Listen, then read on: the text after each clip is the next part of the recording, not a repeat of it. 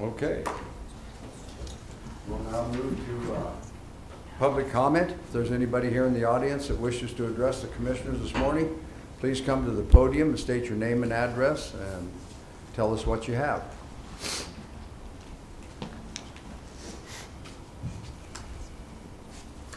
Ellen Foster, County Road T, Dolores. Well, I have my standard 3 questions.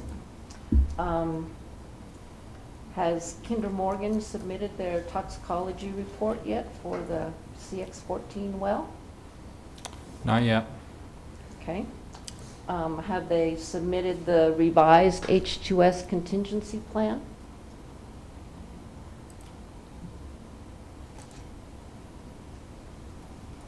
I don't know of a revised H2S contingency plan.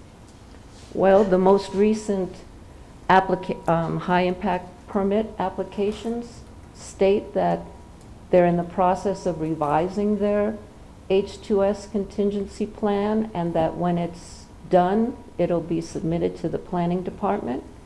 And I think that's a very important piece of the high-impact permit, and that it should be considered incomplete without that. And also that the neighbors and the public should have time to see it before it comes before the county commissioners. And those 2 well permits are scheduled for next week. I believe they're updating their emergency response plan, not their H2S plan. Well, whatever you want to call it, it's still an important part of the high impact permit. Can you check on that, Shaq, to see where they're at with that, to make sure that they're close to getting those submitted? I'll get back to you on If that. that H2S is included in that emergency response plan. Okay. And has Kinder Morgan met with the neighbors yet for the 2 new well applications? I believe that's scheduled in November. Before or after their I don't have public those hearings dates for those wells? in front of me, so I don't know. I just know that they said they had it scheduled for November. They were having trouble, I think they were trying to do it earlier, but they were having trouble getting all the respondents to be able to attend that, so. Okay, thank you. Thank you. Anybody else wish to address the commissioners this morning? All right, we'll close the public comment. We'll move on to our schedule. We have social. Chairman, at this time, I don't have it on the agenda, but our assessor needs a contract signed for commercial appraiser. Okay. If we How could, would you like us to proceed with that? well, if we could amend the agenda to just Sure, do that. but- I don't have any screens yet. Hey, Leslie, good morning. This is our assessor, Leslie Bug. I'm This is a contract list for the lowest commercial appraiser, okay. And have we've already approved that, haven't we? This was- all three of you and John. Yep. We talked about it. Okay, but we haven't had an official motion on accepting this as a, okay. We have not. I don't know, but I Okay. did review it. I don't know if we made any changes to it. I know I had questions for Yeah. Ms. Love, but we're good. Okay, I think we should have a motion then to, in the effect that we're gonna engage in this agreement with a commercial appraiser, and that's on an at-need basis, is that correct, Leslie? It's an appraisal, cycle basis. Cycle, okay. And that's, I think it was for 2 years. That's what it was for 2. I looked at it. He'll be here to do the work for the reappraisal, and then he'll go through the reappraisal, and then we have the option to re-up the contract. So I would move that we accept the agreement for the professional services for the assessor at Value West, Inc., located at 5125 South Kipling Parkway, Suite 301, Littleton, Colorado. Second. It's been moved and seconded to approve the engagement agreement with Value West Incorporated with Montezuma County and our Assessors Department. They're located at 5125 South Kipling Parkway, Suite 301, Littleton, Colorado. All those in favor? Aye. Aye. Okay.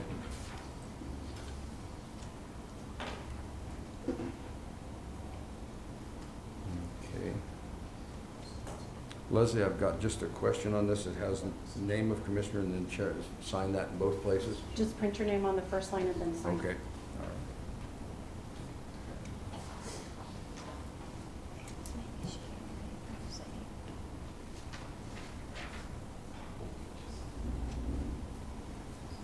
All right. I'll let you date that.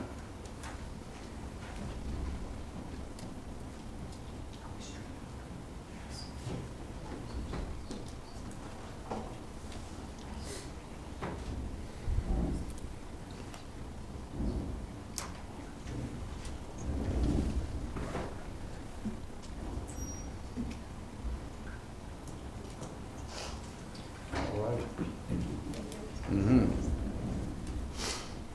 Okay.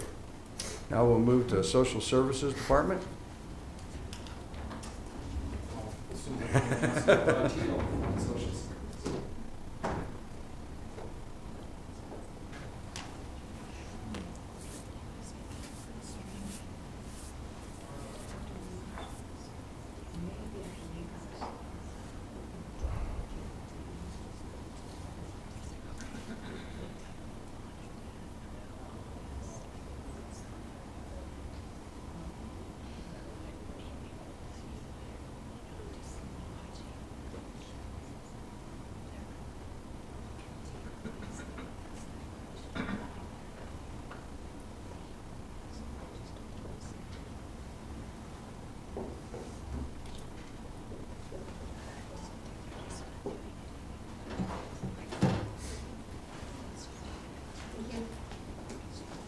Thank you, Leslie.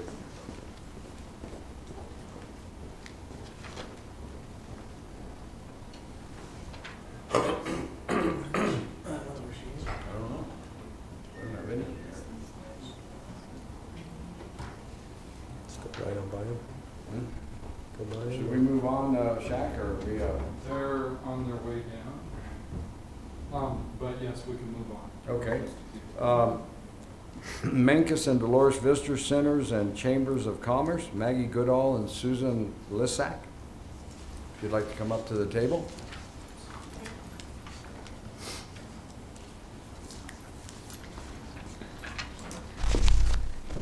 Good morning, Commissioners. Good morning.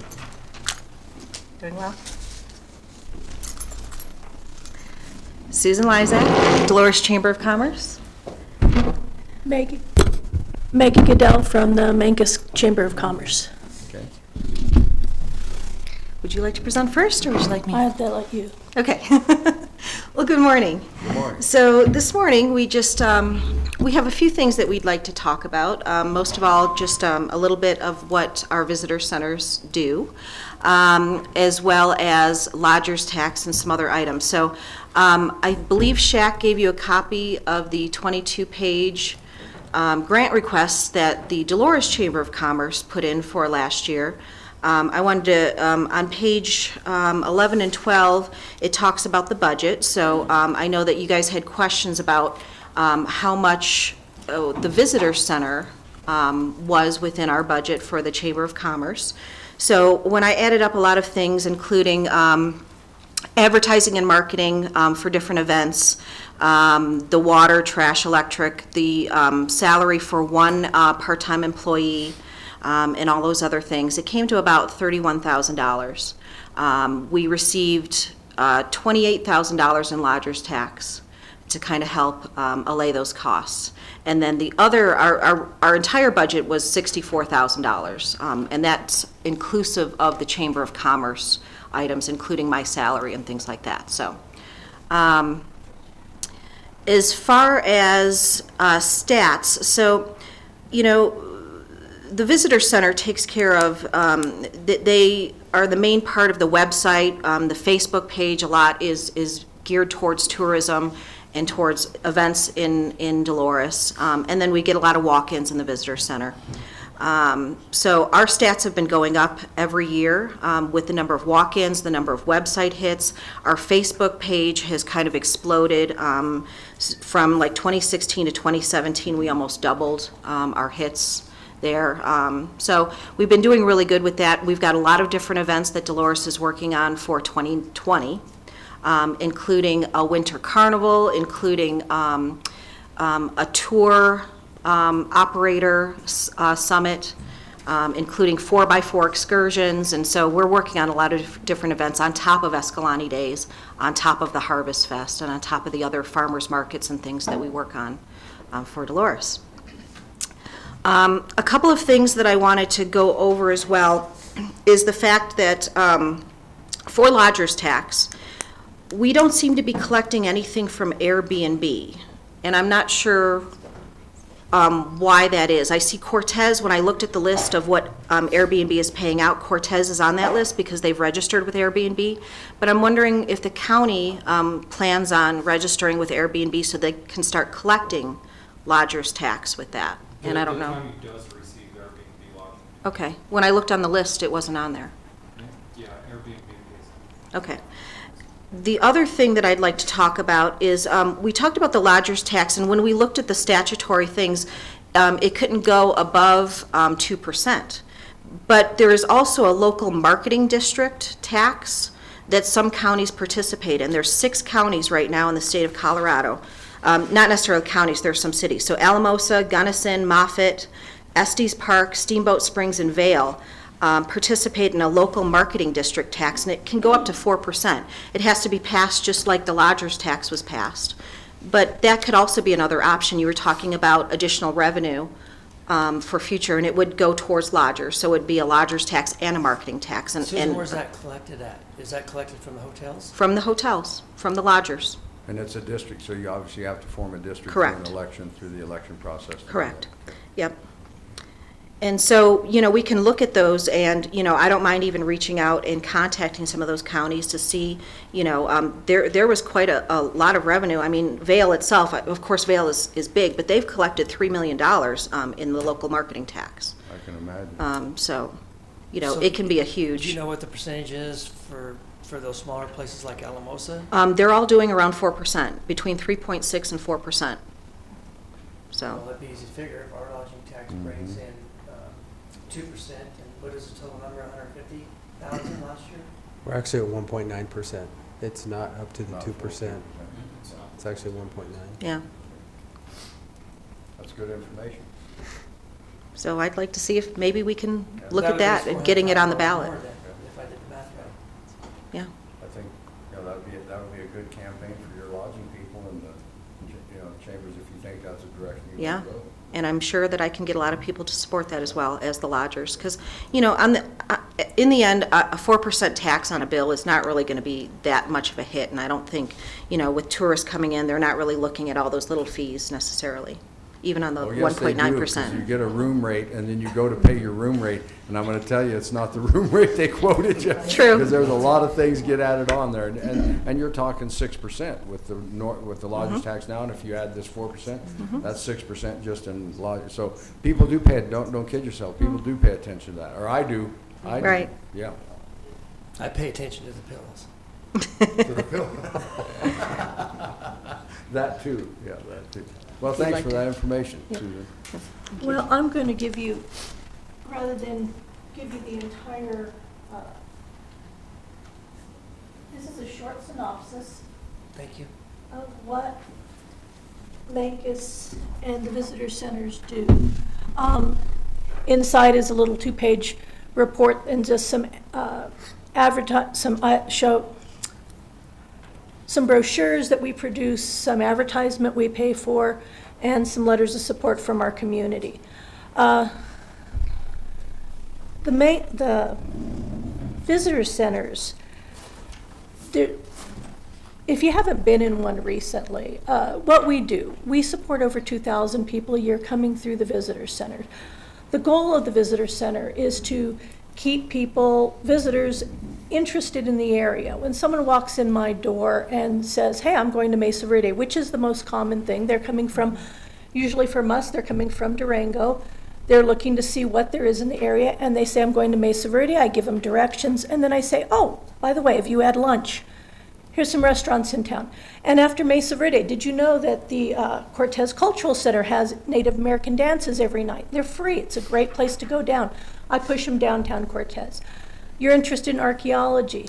there is this great museum in Dolores that you can go and see these great artifacts, and I send them over there. We service visitors once they're here in a lot of ways. Once they're here, we try to keep them in the area. We try to tell them about the hiking trails, the biking trails, all those things. So that's how we service the tourism industry.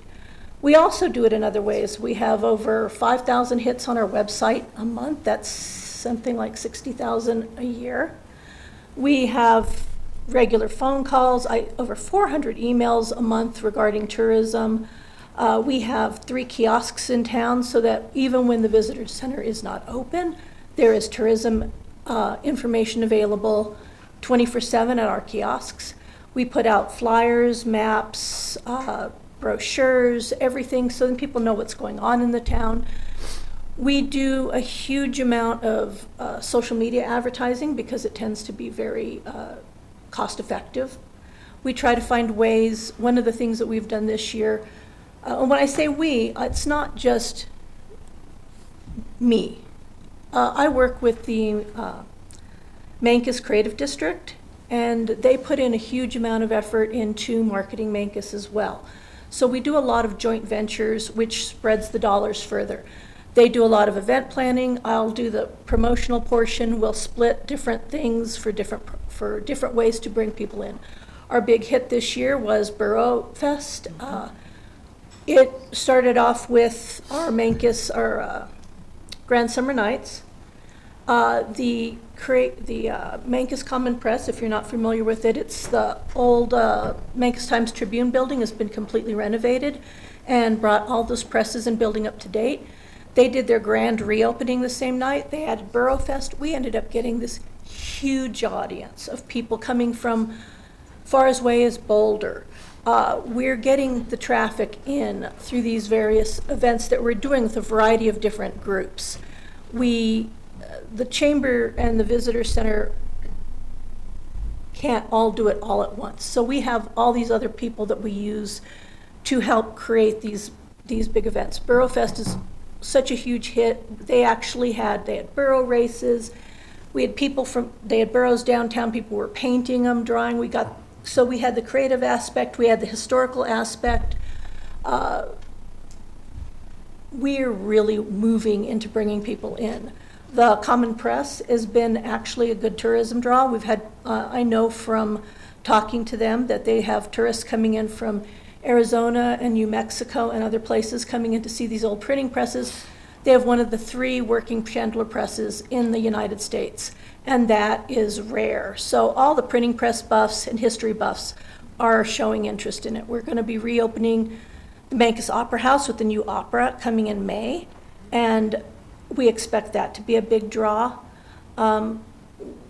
We don't just, there's a lot of things we do, and I wanted you to understand where we're pulling people in from. Our Mancos Days, as you know, is huge. We had an open studio tour, which we had tourists coming in. We had over 58 people, over 60 people come through the visitor center that day to pick up maps. And we had people from Indiana and Oregon and other states all over the place. We're getting the tourism in. We're marketing in a lot of different multi-layer ways. We're using our resources in the community to bring it all together. And I want to say thank you for the support from my town and my board. Our community is really working hard, and we're just one part of it. But we're an important part, because when those visitors are looking for something, they're coming to our website. When they're looking for something to do, they're coming through the visitor center. And the visitor center gives us a perfect opportunity to talk about our great town, to talk about what's going on in the activities, to talk about what's going on in the area, to keep them in our community. And they're not just going to bounce back. They're not going to go to the train in Durango, Mesa Verde, and then bounce back to Durango. We want to keep them in Mancos, eating, drinking, visiting the shops, visiting our downtown. That's the goal of the visitor center, is to keep people in the community and give them reasons to come back the next year. And that's what I wanted to say. Thank you so much. I completely agree. Yeah, thank you. Thank you both for your presentations. You obviously have taken the time and the effort to bring this information to us as commissioners. And I want to guide you, I guess, for lack of a better word, that this very same presentation that we received here today, along with the materials, needs to go to the Lodging Tax Committee. And that Lodging Tax Committee is now, we are a part of that, but we're on the very last stage part of that. And so I think it behooves you to take your information to the Lodging Tax Committee, your grant applications, your requests for monies, and let that committee, and I think we have a full committee now. We advertised it. We finally got some new people on that committee. Take your requests, your information, the same proposals that you made here today to us, and then let the Lodging Tax Committee go through their revenues, decipher what amounts they determine need to go where, and then bring that to us with an explanation of why we are dividing up the lodger's tax, the Montezuma County lodger's tax, in such a fashion. And then we will have an opportunity at that time to have them justify or have them tell us why this is how they see that lodging tax money being divided up. And So that grant application that I gave you is what was sent to the committee last year. Would there be an opportunity in the future for us to give a live presentation? Because right now we just send in our paperwork and then we don't hear anything until May. I think that's most appropriate. I think you, as the directors in both of your communities, of the chambers and the visitor centers, and obviously your heads of the tourism activity in your communities, I think I would definitely make a request to the Lodging Tax Committee and say, at your next meeting or whatever meeting prior to them appropriating their budgeted amount of dollars, to let us give you a presentation. I think it'd be most appropriate. I think that's the only way they're going to be able to make an educated decision on how they see those dollars being distributed. I would echo everything that Commissioner Tell has stated, and then actually reach out to them to make your presentations, because we are the last decision makers in this process. So I don't want to circumvent that board by any means. We work diligently to try and get the members on there. We reopened this application, I think, 5 times. So to circumvent them right now would not be the right thing to do. But to put your request and your presentations to them really needs to come first. We're obviously the final decision makers, and I appreciate your presentation. Thank you. But you really need to, that's the first step, is to meet with them first, and then obviously we'll be able to ask questions when it But it also did come to our attention that you guys didn't really quite understand. So that's what our presentation was about, to make sure that the commissioners understood what the visitor center actually does and the impact that the lodger's tax has to either help us, or if we don't get it, to really hurt us. So. And I think that needs to be made abundantly clear to that committee. As it will be. I think you've made it abundantly clear to us. Well, I actually have some questions because of what you had said about we don't understand. There's some things I don't understand. Maybe you can help me. One would be, does the visitor centers give input to the city boards? Input in as far as? Decision-making on what they think is going to bring. May I speak on that? Yes. We meet quarterly. Could you, Queenie, could you please come to the microphone, because we're streaming this. This is Queenie Bars. She's the mayor of Mancos. I believe that's correct. Is that correct? Queenie Bars, mayor of Mancos. And our Chamber of Commerce Visitor Center meets monthly with our town administrator. And then they come to the board. We have a workshop quarterly. And we sit down and discuss events that they're going to have, things that they've got going on, what we can help them with, what they can help us with. We work real close. And if they have issues throughout the year, they get a hold of our manager and get on our agenda and come. It's very important for us to work together, because without them, it's not the town's position to put on the events.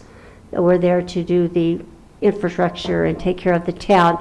And if we didn't have our chamber and our visitor center doing that for us, the town wouldn't be as functional as we are. So yes, Mancos works real close with our chamber and visitor center and the creative district. Could I ask you one follow-up on that? Does the town of Mancos support financially the chamber and the visitor center? Do you have budgeted amounts that you help? Yes, we with? do. Okay. Yeah. And can you, the same with the town of Dolores? Yeah, so for Dolores, since I came on board, I actually go to every single town board meeting, and I'm actually on the agenda as an agenda item to speak. So I usually give my report every time, and then I also attend the workshops, which I attended just last night. And does the town of Dolores financially support the chamber and the visitor center? They do not. They do not. Okay. Why not? We are talking about that right now. Well, I mean, it's just a I mean, question, right? they Dolores, support and it is certain the council. efforts Yeah. that the chamber does, like Escalante Days and some other events, but they don't actually give an amount and say, this is for the chamber. You're not a budget item in their budget as far as a dollar compensation. Okay. And so one of the reasons I asked that question is because, I'm hearing that Mancos is doing very well. The town of Bayfield is doing well, and one of the reasons is because Durango is getting overcrowded. And so those people are reaching out to these communities. I see Dolores not doing as well, except for, I got to tell you, you put on the best Escalante Days that town has ever had. That being said, when the Mayor of Mancos talked about infrastructure that they provide, I was wondering if the visitor center ever communicates to the town board of Dolores about the playground. How long is that taking to take place? And again, the water park, if they were to put a water park in the river, and then a boat on the ATVs going through the town of Dolores. So I was wondering. So that's not necessarily the visitor center part of it, but that's the chamber part of it. So if I switch hats and talk about the chamber, so we are actively talking about the playground. The chamber wrote a letter of support to help with the GOCO grant, and the GOCO grant was just submitted. The Dolores Rotary Club, which I'm the current president, is doing a fundraiser tonight to help raise money for the playground. So we've been advertising that, and as the chamber, I've also been advertising it on that site. We have expressed our support of OHV. We are also working on the possible, the school is looking at some viable options on whether or not they want to move or continue to do. I'm asking my board to take a stance on whether or not to support a move out of the community of Dolores, so we're also working on that. So the chamber is working on different aspects on trying to get more economic development. The town yesterday discussed in a budget item a possible economic development person. I don't know if it's going to be on 2020 budget, but it could be on future budgets to kind of help with that, to get the businesses, new businesses into town. So we're working on The it. chamber's already doing that. I am doing that as I ask, can. How much does the town of Mancos support the visitor center in Mancos? What is the number? So we have an economic development line item that we share with, oh, sorry. Thanks, Heather. I should know that. Thank you. Please introduce yourself too, Heather, if you would, please. Heather Alvarez, Town Administrator for the Town of Mancos. In 2020, we have a line item budget specific for the Visitor Center, and that is, I believe, $6,150. We also have an economic development line item that is, I believe, $35,000, which will fund a part-time economic development coordinator, which we will share with the Visitor Center. Also talking to some other entities about sharing that effort. We also work closely with the Visitor Center on things like beautification, downtown beautification.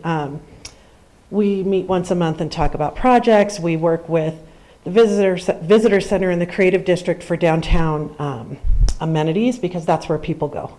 So we do financially and time support each other because they have a part-time person. So it would seem that if that's the case in Mancos, that if the visitor center is so important to Dolores, that they would do the same. That I Well, don't I'm know at- that I want to say. If the town, if they think it's that, I mean, they wrote us a letter in support. So and the letter sounds like they're really in support. So I would assume that if they found out that Mancos, which is thriving, is giving 6,000, that they would be willing to do the same. I have been in discussions with that, with Ken, the interim town manager. So they're working on budgets. I don't know whether or not that they would be able to support the visitor center in any capacity in the future, but it's definitely an interest to me. So I am working on that. Well, I would think that if it's important enough to them, that they would find a way. Yeah. All right. Any other questions, Commissioner? Thank you, ladies. Thank you very much. I will see you tonight at the taco dinner, bingo, whatever Okay. extravaganza is Yeah. tonight. And the Parks Committee for Dolores will be doing a presentation, as well as the Dolores Playground Group, on funding and where the GOCO grants are for the playground and what the timeline is and what we need as far as volunteers, because this is going to be a community-built playground for Dolores, so. Okay, thank you very much. Thank you. Thank you. And I think definitely reach out to the Lodgers Tax Committee and Will be. yeah. Okay, thank you. We'll back up Gina and Lori. Good morning. Good morning. Good morning. I understand that Mrs. Diaz is not going to be with us this morning, so No, she got the flu, and I told her she needed to stay home and rest. okay. And she apologizes for not being able to be here today, but would like to come at the next BOCC meeting in November, We'll- in the last Tuesday. And what? Say that again. Would she be able to come and present the last Tuesday in November? I think you just need to check that with Shaq and see what the agendas look like and see if we can fit her on the agenda. She was really looking forward to it, but she Yeah. got ill with the flu, so. Gotcha. Commissioner, we can also play the video. Haley Leonard's in the audience, and she supplied video of the testimony she gave as an option also. I would rather hear it personally myself. I'd like to I don't- have her here so that we have somebody live that we can question or discuss, do some discussion with. Yeah, I and would prefer that. So let's see if Shaq can't schedule that for later in the month in November. that would be great. All right. Okay, gentlemen, we have the record of proceedings for the Department of Social Services as well as their financial statement. So I move that we accept the, sorry, the proceedings of the Montezuma County Social Services for the month of September. Second. It's been moved and seconded to approve the record of proceedings for the Montezuma County Board of Social Services for their month of September 24th. All in favor? Aye. Aye. Aye.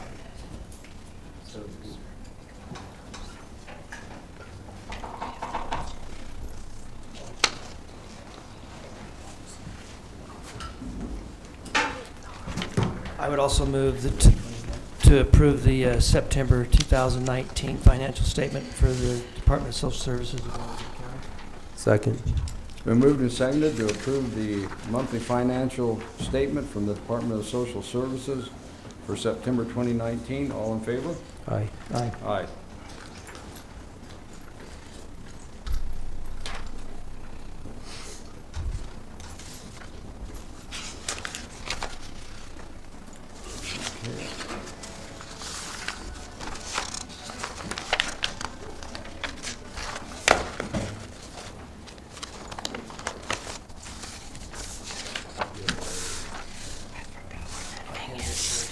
Okay.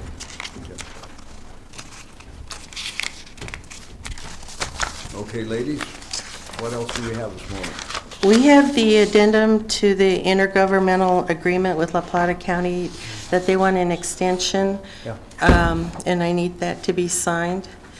So I brought the, I think John's looked at that.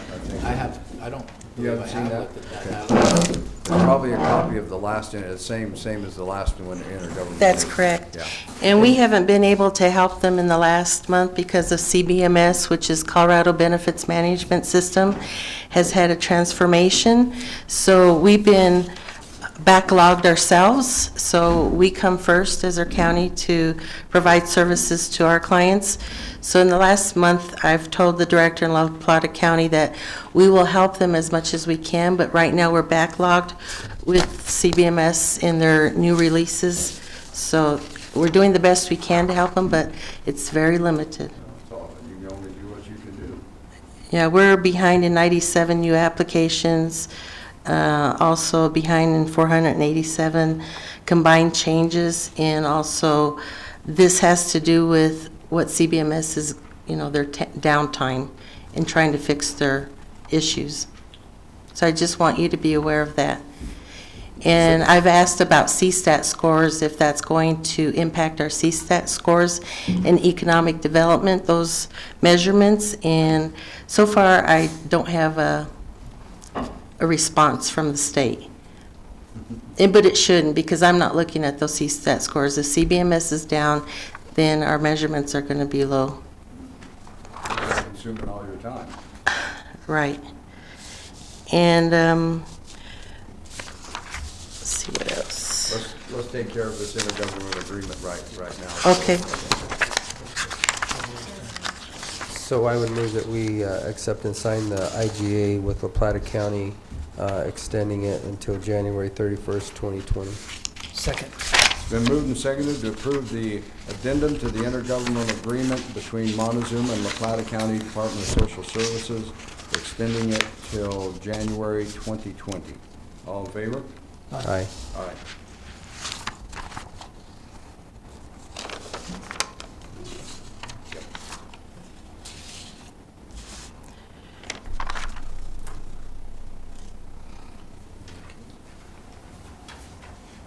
All right. And a couple of items to share with you. We're going to our 40-hour week starting this week, and also our biweekly payroll. Right, good. And so 48-hour week? 40-hour work week. I thought I heard that too. 40-hour work All week. right, you're going 48? We're getting 8 hours free. Nice. So I also wanted to, the county got a certificate from Community Connections for the 2019 Community Partner of the Year, and I want to give that to Shaq because he can put it in his office. I thought that was nice. They acknowledged Montezuma County to being partners with Community Connections. Maybe you can hold it up and have a photo taken for the Journal. Yeah. Since we have a reporter in the audience today. Do you have your camera, Jim? Sure I do. All right, come on. Why did they choose us as partners? Because we partner with them a lot. We make referrals. We have adults who are developmentally disabled, and they provide workshops, on-site workshops for those folks. And we've also worked with them very closely in providing services with our clients that we both share, whether it's in adult protection or child protection services. Shaq and Gina, why don't you and Lori get a picture taken with that for the newspaper? Get up there with it. And maybe stand over there. Yeah. Sorry.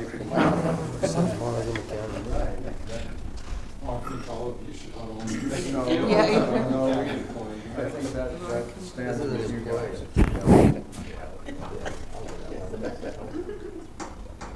All right, looks good. Wait a second.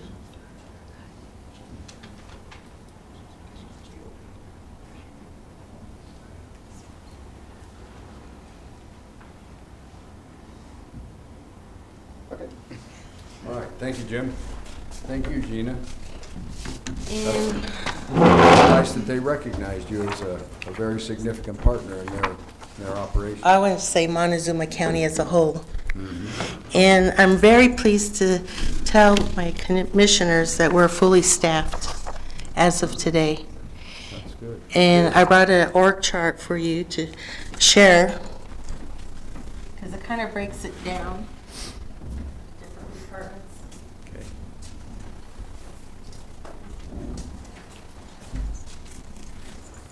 We have 43 staff on board. And that'll give you an idea of what social services looks like today in terms of staffing. I don't know if you want to show that up there or not. Did you send it to me? Oh, Oh, That's a big chart. yeah, it is. And, you know, when I got employed with Montezuma County, one of my initiatives was to look at staff retention. And in the past year, we had 13 staff who resigned. And out of 42 employees, that's giving me a 30% of folks, I'm losing my staff. And in a year's time, that's a lot of folks losing. So I'm real concerned with that, and I'm going to keep my eyes on it.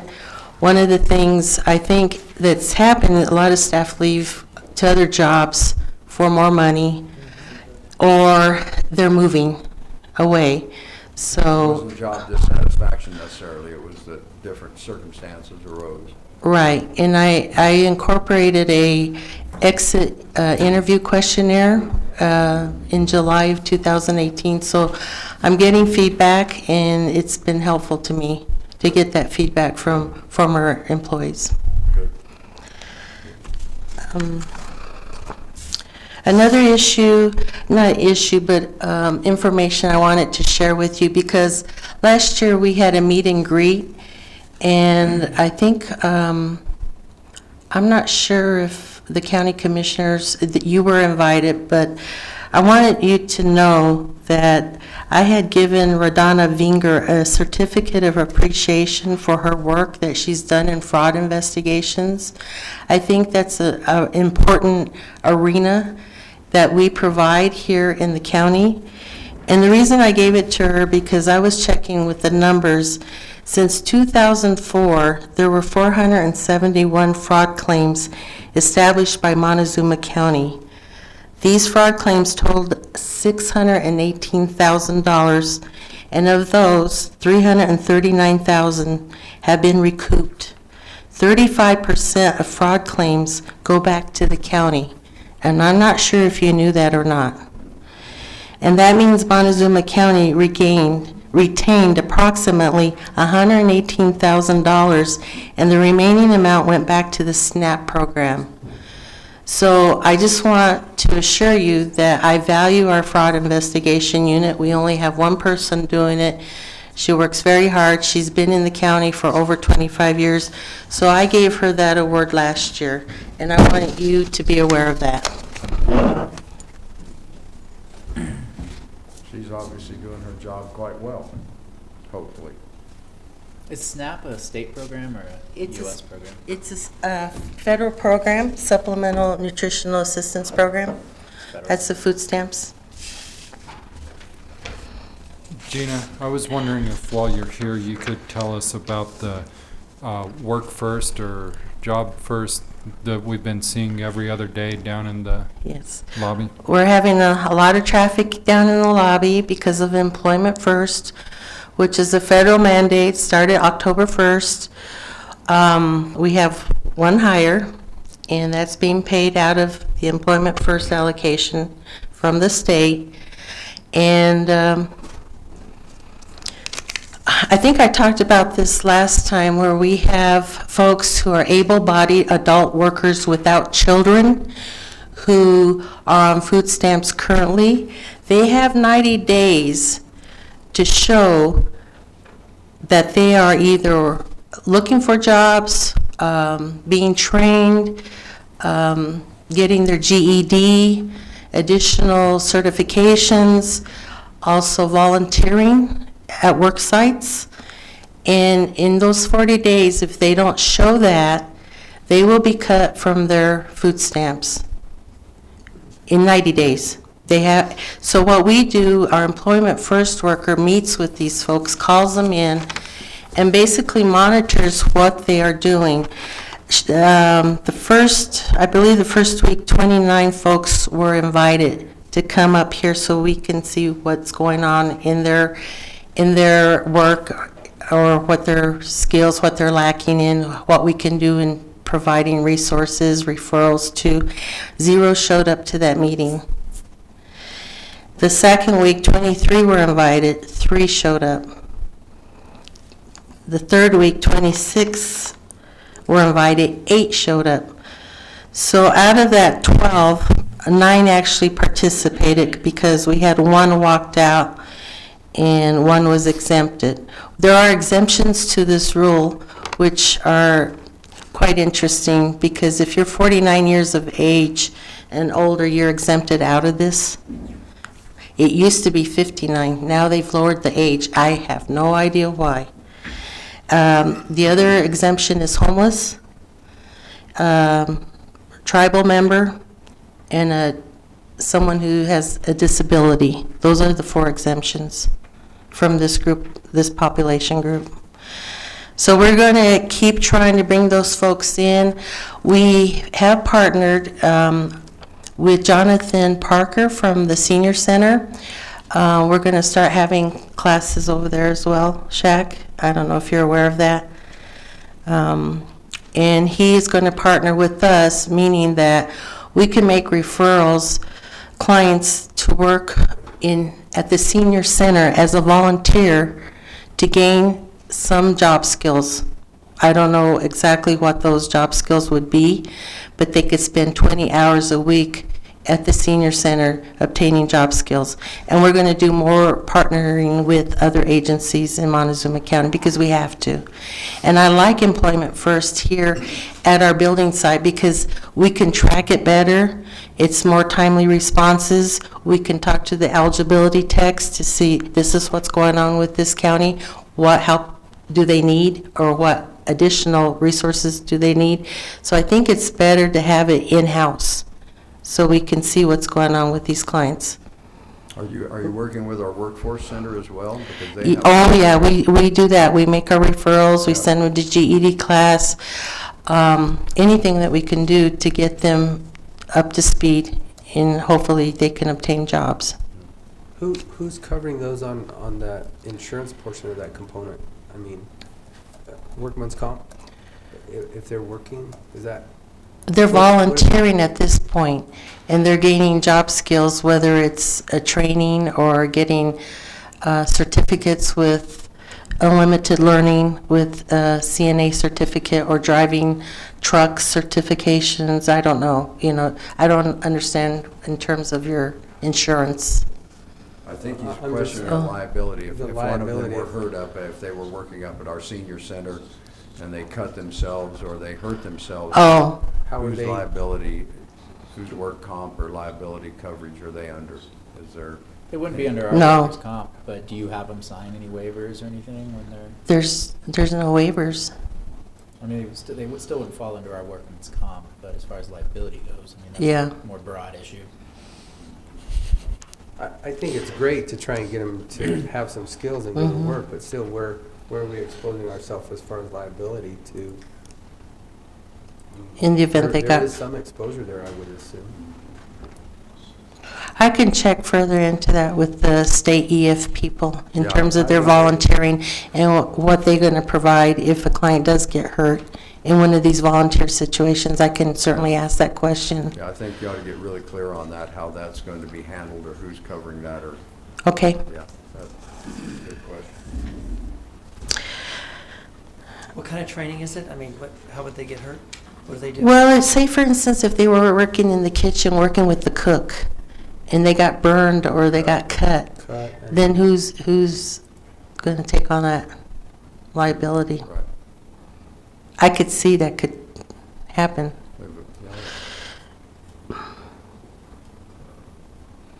The other thing, are we done with Employment First, Shaq? Are you? Yeah, you've told us everything. Okay. To hear about. Okay. The other thing I'm looking into is looking at the Hotline Crisis Center.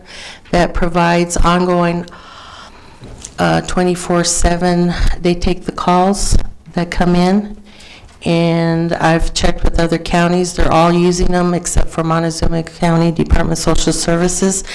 And I think it would be beneficial that we use the Hotline Crisis Center as well, 24/7, because right now it comes through dispatch, and they don't always ask the questions that we need to be asked when a referral comes in, and we don't get all the information that needs to be recorded in trails, which has been an ongoing problem for Montezuma County. I've talked with Archuleta, La Plata County, and I know Alamosa has it, I know Dolores County has it. They've been on board for the past 3 to 4 years with the Hotline Crisis. They love it. They say it's beneficial. It saves people time, it staff people's time, and they enter the correct information. That's what they do, and it's a 24/7 hour operation that's run out of a hub in Prowers County. They do it. What do you got to do to do it? It's a no-brainer, slam dunk. Okay, the only thing I have to do is write up an MOU, which I plan to do. I have a meeting tomorrow afternoon with Yolanda Ariando with Hotline Crisis. I'm looking at the numbers. For after hours, it's like $138 a month just to have that. For if it's ongoing 24/7, the total for the year, I believe, is $11,000, which is basically, to me, a no-brainer because the state will pay 80% of that $11,000. So I'm looking at possibly, and I believe we have it in our budget, to spend like $300 a month for this service. You already have it in your budget. We have it. We have the monies in our budget. We'll get supported by the state, and I believe 49 counties or 50 counties out of 64 counties currently have this system. So you've had it in your 2019 budget, or it's going to be in the 2020? It'd be in the 2020. I'm 100% on board. What's that? I'm 100% on board. Okay, and I'll send you all the facts, the information I've gotten from La Plata County, and also those letters of support from other counties that are saying it's working for them.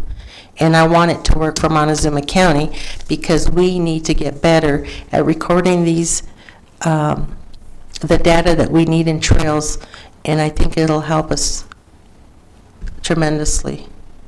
So I just wanted to give you a heads. So doesn't Axis, do they mesh together? I think we're talking about different crisis services. Okay. Yeah. This is the hotline hub for child abuse and neglect referrals that come in 24/7 throughout the whole state of Colorado. And for some reason, we opted not to go for it, and it's been around for quite some time, last 5 years.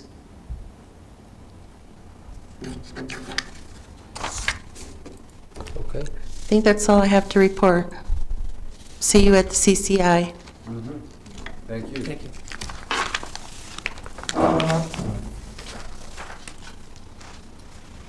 Ron Kotarski and Keenan Lovett.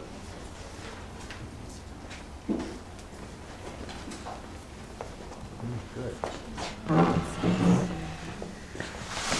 Before we start, Ellen, just to inform you on when you were talking about the public portion, we do have the emergency plan, their updated emergency plan in our office.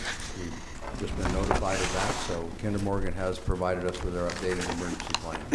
Get a copy of it? It's in the planning department. So That's it's gone. correct. Yeah. Right next door. Thank you. Good morning, gentlemen. Morning. Hi. Good morning, Commissioners. How are you? Good, how's yourself? Good. I appreciate you taking your time this morning to hear Mr. Kotarski and I's thoughts on a particular intersection in the county. It's Highway 145 and Fairway Drive. And really what we're here today for is to look for support and possibly a funding partner down the road with Colorado Department of Transportation from the county in making that a safer intersection. I have been in communications with CDOT regarding this intersection, and per them, they are researching it right now, and they Unfortunately, the state of Colorado, and this is according to CDOT, is a reactive, not a proactive body, meaning that they will not generally just go in and fund something like this until there's been a sufficient number of accidents. As concerned citizens, Mr. Kotarski and I do not believe that's necessarily the best approach, to wait for this intersection to really turn into and have a number of accidents. It's going to happen. I don't know, I'm sure you are all somewhat familiar with that intersection. And we have, actually I shouldn't say we, Mr. Kotarski has gone through that area, and we have a petition here showing quite a bit of support. I don't know if I can approach, I don't know if you guys are interested in seeing this. I do have copies for everybody. Sure. Who all wants? Everybody up here gets one. Thank you. Good. I know one name on there, mine. We were going to certify That, yeah, make sure that's valid, would you, Keenan? Counselor, there's a cross-jurisdictional, don't we have a bit of a cross-jurisdictional, not all of that, is all of that in the county, or are parts of that within the city of that? You are correct. So, yeah, so I think the actual intersection is in the city limits, is it not? the actual intersection is in the city. Basically the moment, I mean, if you were on Fairway Drive trying to access Highway 145, the moment you turn right, you would be in the county. If you turn left, you would always remain within the city limits. And it's problematic from a safety standpoint from several, really from both directions. Probably the more, in my opinion, probably the more problematic direction, and I guess I have a lot of experience going this direction, is when I was going to high school in Dolores and living there off Fairway Drive, is when you are heading from the north, you're in a southbound direction, and you are trying to turn left into Fairway Drive, and you have vehicles approaching you. I know the speed limit right there, I believe, goes down to 50 miles an hour just right there by the church. I don't really think that most people are pumping their brakes yet. I think most people probably don't start decelerating until approximately the Elks Club. So you're looking and you're trying to turn left, and you've got vehicles going 55, 60 miles an hour, and you've got people coming northbound, so you're not able to turn left, and there's not, basically you have people trying to whip around you. And it's, I've had many experiences where I've been nearly, rear-ended right there. That particular route has become somewhat of an active route for both bicyclists and runners as well. And so it's something that there has been some more accidents actually just a little bit further north of that intersection down there by the church. There has been accidents there, and I guess it's our thought that it's only a matter of time that it's going to start happening there. That intersection through the years has become increasingly busy due to the fact that it has, at this point, started to serve a relatively high number of homes back in there, as that whole area on Fairway Drive around the east end of the golf course has become more developed. Even the subdivisions that don't lie within the city, the subdivisions that are just barely north of city limits, back there is at 27.3 and 27 point, where Kelly lives. Those intersections have become more and more developed, and in my opinion, if you look at County Road M, N, and the amount of residences that those intersections serve, and they all, and obviously I understand those are county roads hitting a a highway, and so there's turn lanes going into those intersections, but the amount of traffic turning onto those roads is probably, it may not be as much as what's going through Fairway Drive. You know, and because that road really connects to not only the city subdivisions, but the county subdivisions back there. And you know, Mr. Ortel, to go back to your point, you know, the reason we're here is basically because CDOT said this intersection does not qualify. They've got a particular fund within the state for problematic intersections, where they believe it's been elevated to a certain level of emergency, and they need to now throw money at this intersection to make it safer. And because we can't sit here and say there's been X amount of accidents, like I said, it's going to happen, this intersection does not rise to that level. So we are looking for other local governing bodies to support turn lanes, or even just the installation of more lanes on that particular stretch of highway to make it safer. Mr. Kotarski and I will also be going to the city of Cortez to look for the same. And Mr. Kotarski talked to me a couple months ago, and I'd emailed you back. We've actually, in our last 2 TPR meetings, we have more than just that stretch.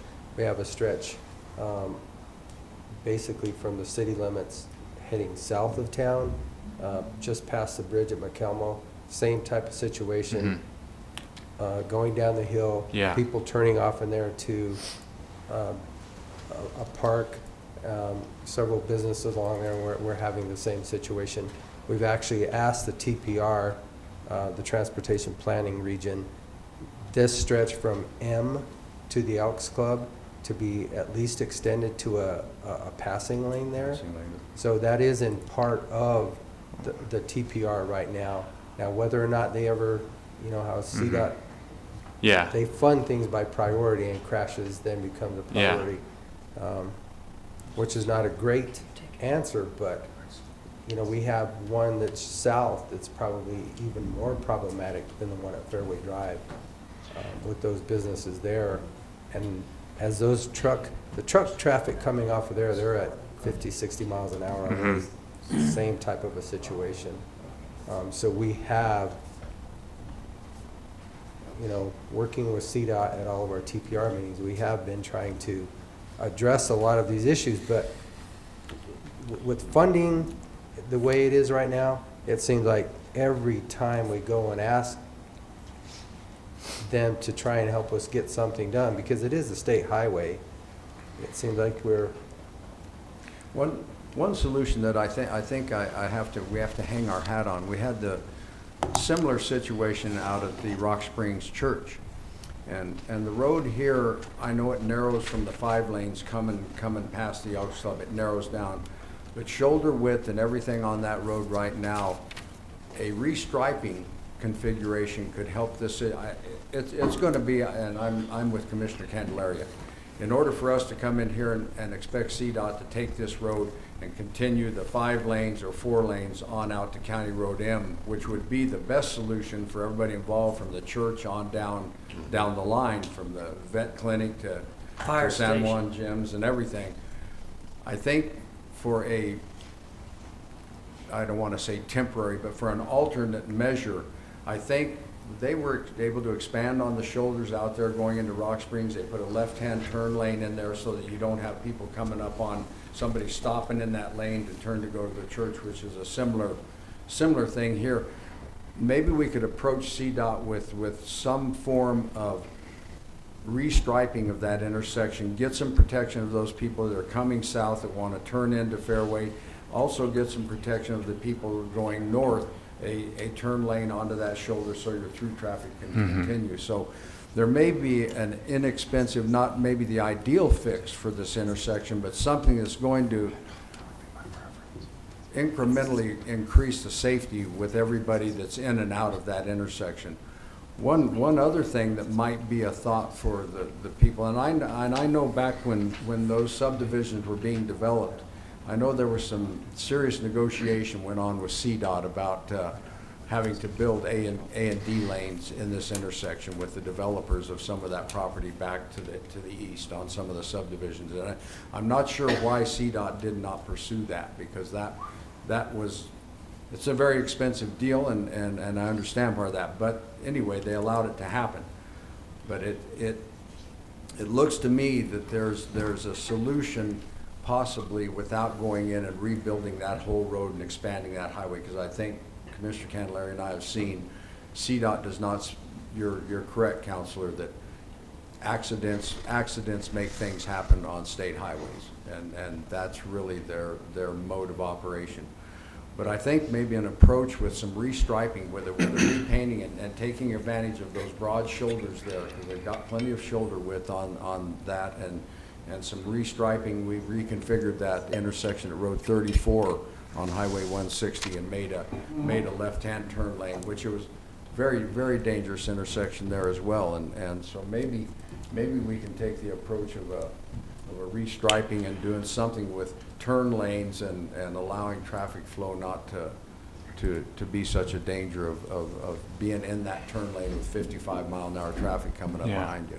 The only thing about restriping is what about the safety of the bicyclers and the pedestrians that are there? How would you address that when you've got them at the same time at that location when you're trying to turn right or coming south trying to turn left? Yeah. When you have there are people that use that as a bicycle lane and also pedestrians on both sides. I've seen it. There's quite a few people that use those. I've been running and riding a bike on that for 6 years, and the sidewalk ends right past the Elks, where it goes from a 4-lane to a 2, and then the white striping, it gives you that much. So you got vehicles that are headed in the right lane going down the road. If they don't veer over, they're going to plow right into whoever's on the bike or who's running down that. Mm-hmm. In my opinion, it is a default of it was not designed correctly by CDOT, period. And I think that we have leverage with having a fire department pulling out for emergencies. If there wasn't a way to use that as leverage to try to change their minds, I'm not of the opinion that CDOT can just do whatever they want. I'm of the opinion that if we yell enough, I don't want to use the word, we can make things done. And so if I could get another commissioner on my side, I'll go raise hell for you and see what we can do. Well, the other thing that we have to think about too, because this intersection, if you guys look at this, their right-of-way is narrowed right there at the opposite side, which would be the west side. So they have a very narrowing of their right-of-way, which is part of the reason why they go from a wider section to a narrowed section. So if you look at the red lines, I'm assuming these are probably the boundary lines of their right-of-way. So it narrows there, which makes it more restrictive to put, their width in there for a passing lane. And that's why we've tried to talk to them to say, just give us one more lane and as much shoulder as you can. I realize it's going to all have to be to the east side, but what can you do? There again, we've been working with them. It's just another agency that we have to work with that we don't get a lot of, it's all about money. It's all about funding. It is. It's all about funding. And the more dangerous, the proven more dangerous, more hazardous, more accidents, more fatalities, whatever, that's where they send what resources they have to it. And I hate to say it, you need to have 5 crashes out there next month to get. I'll do my best. But I hate to say that, that's what moves CDOT. So, but. Well, I appreciate your guys' input. We're certainly willing to help be the squeaky wheel, and any advice you guys have or anything we can do to help advance this, we certainly would like to. I just concede that this intersection's it's not only with further development, but it's only a matter of time that the commercial store right there at that corner, reopens. It's been sold. People don't buy that to have it sit. Obviously they purchased it as an investment, And it's only a matter of time that that's going to increase. I don't know the nature of the business going in there. I'm just saying that eventually there will be more and more activity at that intersection. Well, there's got to be some rules when there's a fire department, an emergency vehicle that is pulling on the highway in a hurry to save somebody's life. I don't know what those are, but that would be where I would You're explore, right. and I would believe that's where the leverage is. And again, I believe that has been is not designed correctly. You don't dump you don't dump a sidewalk right into where you have to run or ride the bike into the traffic lane. It's designed in, you know what, government makes mistakes all the time. And they made a mistake. Well, you let me know when you're ready to go yell, and I'll come with you. There's ways. I tell you Yeah. what, you can go to Denver. You can override your local regional director. There's a board. There's an appeals board in Denver. If you don't like what CDOT says, that you can appeal to. There's ways. Mm-hmm. All it takes is It takes time and effort and going up the ladder is what Yes. Commissioner's saying, you go up the ladder. But the other thing that your neighborhoods out there do have, you have another egress from that neighborhood through the subdivision to the north where you can come and get on County Road M. So Yeah, this there- isn't the You actually only- have two. There this is isn't the that. only access Two out- other means of out of your egress. subdivisions back there. I mean, not that that's an answer, but if that's that horrible an intersection, you know, it might behoove some of the people coming in and out of those residential areas back there to take the road. It makes it a longer, if you're coming to town, it's a longer route to go up to M and then hit that much safer intersection at M and 145 to come in. But And you're right, there is. I just think it's, but I agree, I think just- practically they're just not using it. No, and people to take the shortest route to wherever Yeah. they're going. Well, and it's the paved route as well. And it's paved route, that's true, and the others are gravel, so Mhm. you're right. We'll do what we can. I think the city, I think getting the city on board, Counselor, is probably as important as getting the county behind you. I Yes, think sir. the city needs to be highly involved in this because I think a lot of those sidewalks that Commissioner Supla talked about, that came about because that road, that part of it's in the city. And I think the sidewalks on that basically came because of the highway being in the city, not in the county. I think that's why those sidewalks ended out there, is because they were heading into the county. no, the county's on the other side. So you can't see Well- the sidewalk. That's what I'm saying. I don't That's think. way short. That's It's what- still within the It's city way limits. short of the county Oh, line. I got you, I'm sorry. County line is the other, the store is in The the city, city. and right on the other side of that is the county. Yeah, the sidewalk must be, I don't know, 500, 400 yards short. I don't know what the distance is. So would I be correct in saying, I mean, obviously I know no commitments were just made, anything like that. Would I be accurate if I said that this board is generally in support of making this intersection safer? No financial commitment, I understand that. I mean, just No, I think general our support. statement- I think our statement we've already made to them is broader than that, because we're also looking at the school, the church, the two Okay. other businesses. We have a vet clinic, we have a rock shop. We've expressed the whole interest of that whole mile. A three-quarter Because mile on there's a north. lot of potential hazards right there. The school and the church are tremendous, the traffic that go in and out of there daily. They have buses. So I don't want to just say this one intersection. I think we've expressed the entire need for the entire mile. Okay. Thank you, I appreciate that. And any further questions for us or comments or anything? Let us Raise know, hell. and if you'd like Okay. to attend, one of you'd like to attend a TPR meeting with Commissioner Candelaria or myself and present this to them yourself as counselor and as a resident of that neighborhood. When are those? We do them quarterly. We just had Quarterly, one in October, so our next one will be in November. We can get that information to you. If you don't mind, I would Sure. appreciate that, yes. I can get that to you too, as soon as I Thank you. get my email reminder. Perfect, thank you. Have a good rest of your day. Appreciate it, gentlemen. Thank you. Okay. We are now to the Road and Bridge. Good morning, Rob. Morning.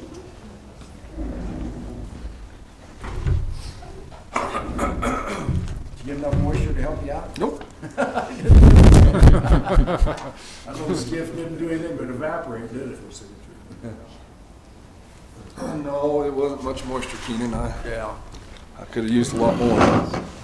I think everybody in this county could use a lot more. And that's a lot of the problem we're having out there with a lot of the roads is they're very dry and they're very hard to work with. And of course the water's off and there's no water and it's just this one leaning round and round and round we go. So, Yeah. so to begin with the schedule this morning, Shaq, did you get my revision this morning? Are we on the right one there? I can't see that far. Are you staking today? What time did you send it? About 6 this morning. Huh? Okay, I'm not far enough in my email.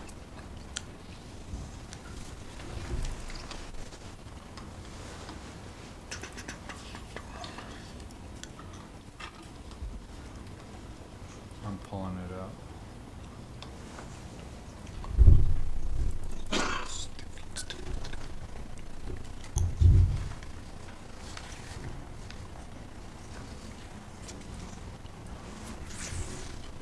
I should have called you this morning, let you know it's coming.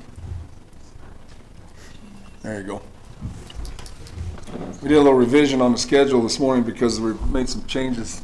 Sometimes that happens, but in the Cortez district this week, they did finish yesterday the roads on E.5, 24.5, 26.5. Those are roads that were pretty bad shape last winter. I think Larry Don, you had a couple of people that you went and looked at one of them. We got it fixed. It's that one off of H going south. I seen you, yeah. Yeah. But Okay.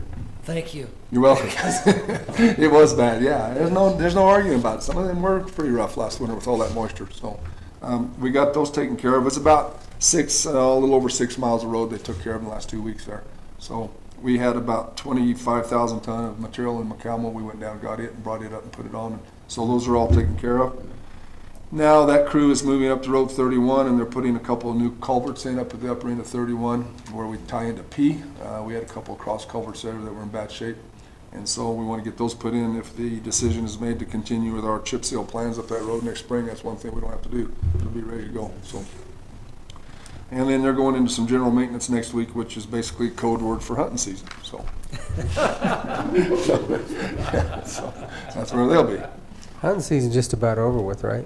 No, unfortunately anymore, Jimmy. It goes on for a long time. No, when I was a kid, it was about 2 days there, and got out of school for a day or two, and then things were good. Yeah. So anyway, times have changed. So the Dolores Mancos district, they've been blading some roads, 32, 41, and R. There was a pipe being put in up on 32 there. I think it was 32, 31. Excuse me. That.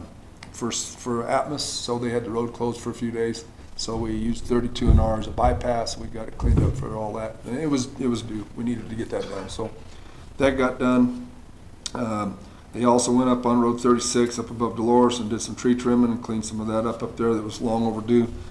Hand blading some roads this week in the T and 26 loop. Take care of some of that that's gotten rough. And then they're going to start a crack seal program on the 4th. The weather looks in our favor to do some crack seal repairs with that machine we have. So they're going to work on some roads in the Dolores Mancos districts. Probably even drifting a little bit into Cortez later on if the weather holds for us. It's a good time of year to do it. If it's not too cold, it works. If it's not too hot, if it's too hot, it sticks. So wait until fall works pretty well. So I wouldn't want to do it this week, but next week the conditions look in favor to do that kind of work. So. Roundup, actually, it sounds funny, they're kind of coming from a long ways out, but they're in pretty good shape out in their district with what they've been working on. So they're helping with the 7th Street extension work. They got down there last week, cleared that all off. I saw, man, you moved some dirt down there, man. Yeah, we got started, and basically it's bone dry, so while we could get water down south, we opened that up and ripped it and started putting water into it and letting it soak in. Climbed up on the pile there that the city left and dug big holes in it and filled it full of water. Just let it soak in. Yeah, so that's what they did and got it all cleared off so we could put the survey stakes in this week. So they helped with that. Now they'll go back out and part of that crew will go back out to Road Z, 13 and 15 at Pleasant View. We've got to get some gravel on those for the truck bypass or truck route there. And then Z, we want to cap some 1.5 inches that we put down a few years ago. It's cutting the tires pretty bad now. It's time to get it covered. So 4/10 of a mile there we'll cover up and get that completed. And then the crusher is still continuing to crush at Hay Camp and starting to hear rumblings about moving to Ormiston. But I'm still holding in as long as I can at Hay Camp. I want to try to get as much stockpile as we can. So he pushes me to go north and I push him back to stay right there. Because Ormiston's nice to have, but it's not our main source of gravel and we can't get out there in the winter anyway. So it's a great place to crush in the winter, but it's not something I'd haul out of. So I'm just keeping him. Yeah, that hill steep. Keeping him kind of grounded. Oh yeah, it's terrible when it's slick. So, but we will get him moved up there. On the 7th Street extension part of the schedule, like I said last week, we removed the fence, the old fence that went through there, cleared the brush, and started adding water to the soils by ripping it.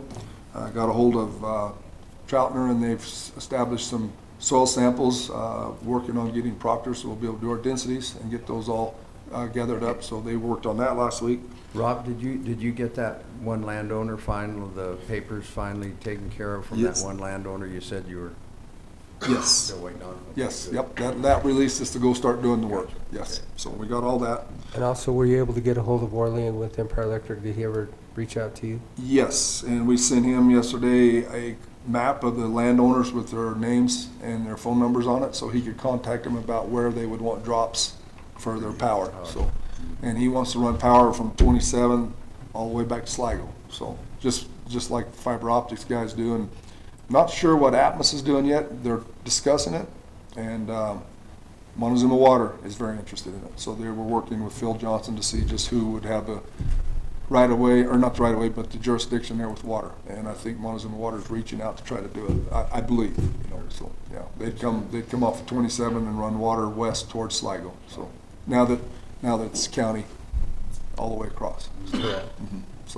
So yeah, the utility companies are working pretty well with getting us all what we need to do. And the big thing was get the road built and get it at least shaped, and then they know where to put their utilities and come in and let them do that, and then we'll gravel it, things like that. So it looks like you'll have if this is correct, you'll have it cut in by the 7th, or basically roughed in, maybe? I think we'll have it roughed in by the end of next week, to be honest with you, Jim. We're really going to have an issue with what I call the flats, which is 27 west for about 800 feet. And I, just talking to the foreman this morning, I know what I'm going to do. I'm going to over exit a foot, haul that off, and maybe even go up to Ormiston and bring some of that good 1.5 inch in there and lay it in there, because it's that free draining, good base rock that we've established as a good product in this county. Absolutely. And put 16 inches of that down, and then put our 3/4 out of Hay Camp on top of that to have us a paving service. Absolutely. So that's the general thinking this morning. Now, as we dig in this week, we may find something different, but I hardly doubt it, as porous soil as that is, so. It's cheaper than fabric, and I don't trust fabric all that much sometimes. So anyway. I'm not so sure how well that works. Yeah. So, going on down, culverts, utilities, final shapes, upgrade, target dates, depends on weather, depends on things. This week's not good, next week looks better. So we may really fly down through there next week. So all the pieces are in place and all the toys are there. So if the sun's shining and it's not raining or something, we should have some fun, yeah. So survey's going in today, absolutely. Yeah. Great. So that'll be a little more detailed schedule next week. I just kind of wanted to show you what the 7th Street looks like right now. So based on that, landowner agreements, Keenan, you asked about that. Those are all in place. Everything's notarized and in place, so we're good there. We do have some agreements with some driveways and some utility sleeves to put in with each one of them, but we knew that going into it. So other than that, I don't see any big deal there. Did the school bus or the bus barn get with you on their access? We called them and told them to look at it and then get back with us, go to the planning department and get an application for whatever they need. And they're aware of it, yes. She talked to me Thursday night at that tabletop exercise at the school that they were going to get with you for sure. Yeah, I just go see Dawn and get the application filled out and get it all, make it legitimate. So we're good to go. Do it just like everybody. It's just, that way we've got it on record and what's supposed to be done. So there's that. Nice to see that moving along, man. That's good to see. It's once you get all the little pieces in place, it'll move pretty quick. It's pretty good. Yeah. I did hand John a Schedule A agreement with the Forest Service for $16,000 contract for some blade patch materials that I need a signature, I believe on there it's Larry, Don, and you, Keenan. Not that we're leaving you out, Jimmy, just requires two. We're leaving them out. Yeah, you're still a rookie here, so we'll get you caught up. So if you're okay, John, we're good. Well, I'll So. give that to you. Yes, I looked at it. As long as you're okay with your obligations and the numbers that they're giving us, I'm fine with it. If in the future, I'd prefer to use our county road names rather than the Forest Service names for those. And also they throw FOIA in there, which is, we use something called Cora, which is similar, but it's fine as is. If I drafted it, I would have just used that language. Move to approve the road project agreement between Montezuma County and the United States Forest Service, San Juan National Forest. For, I guess this year? Yes. Yeah. For the year 2019. Second. Been moved and seconded to approve the Schedule A agreement, road project agreement between Montezuma County and USDA Forest Service and San Juan National Forest for the year 2019. All in favor? Aye. Aye. We'll send that back, and then Kim, I'll send you a copy over. You gotta get that back for their signature.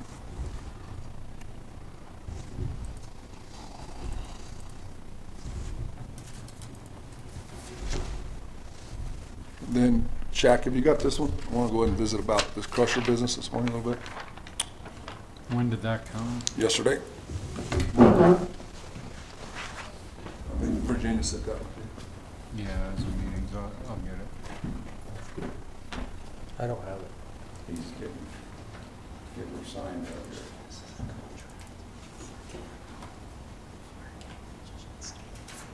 Oh. Oh. You peeled him out of there.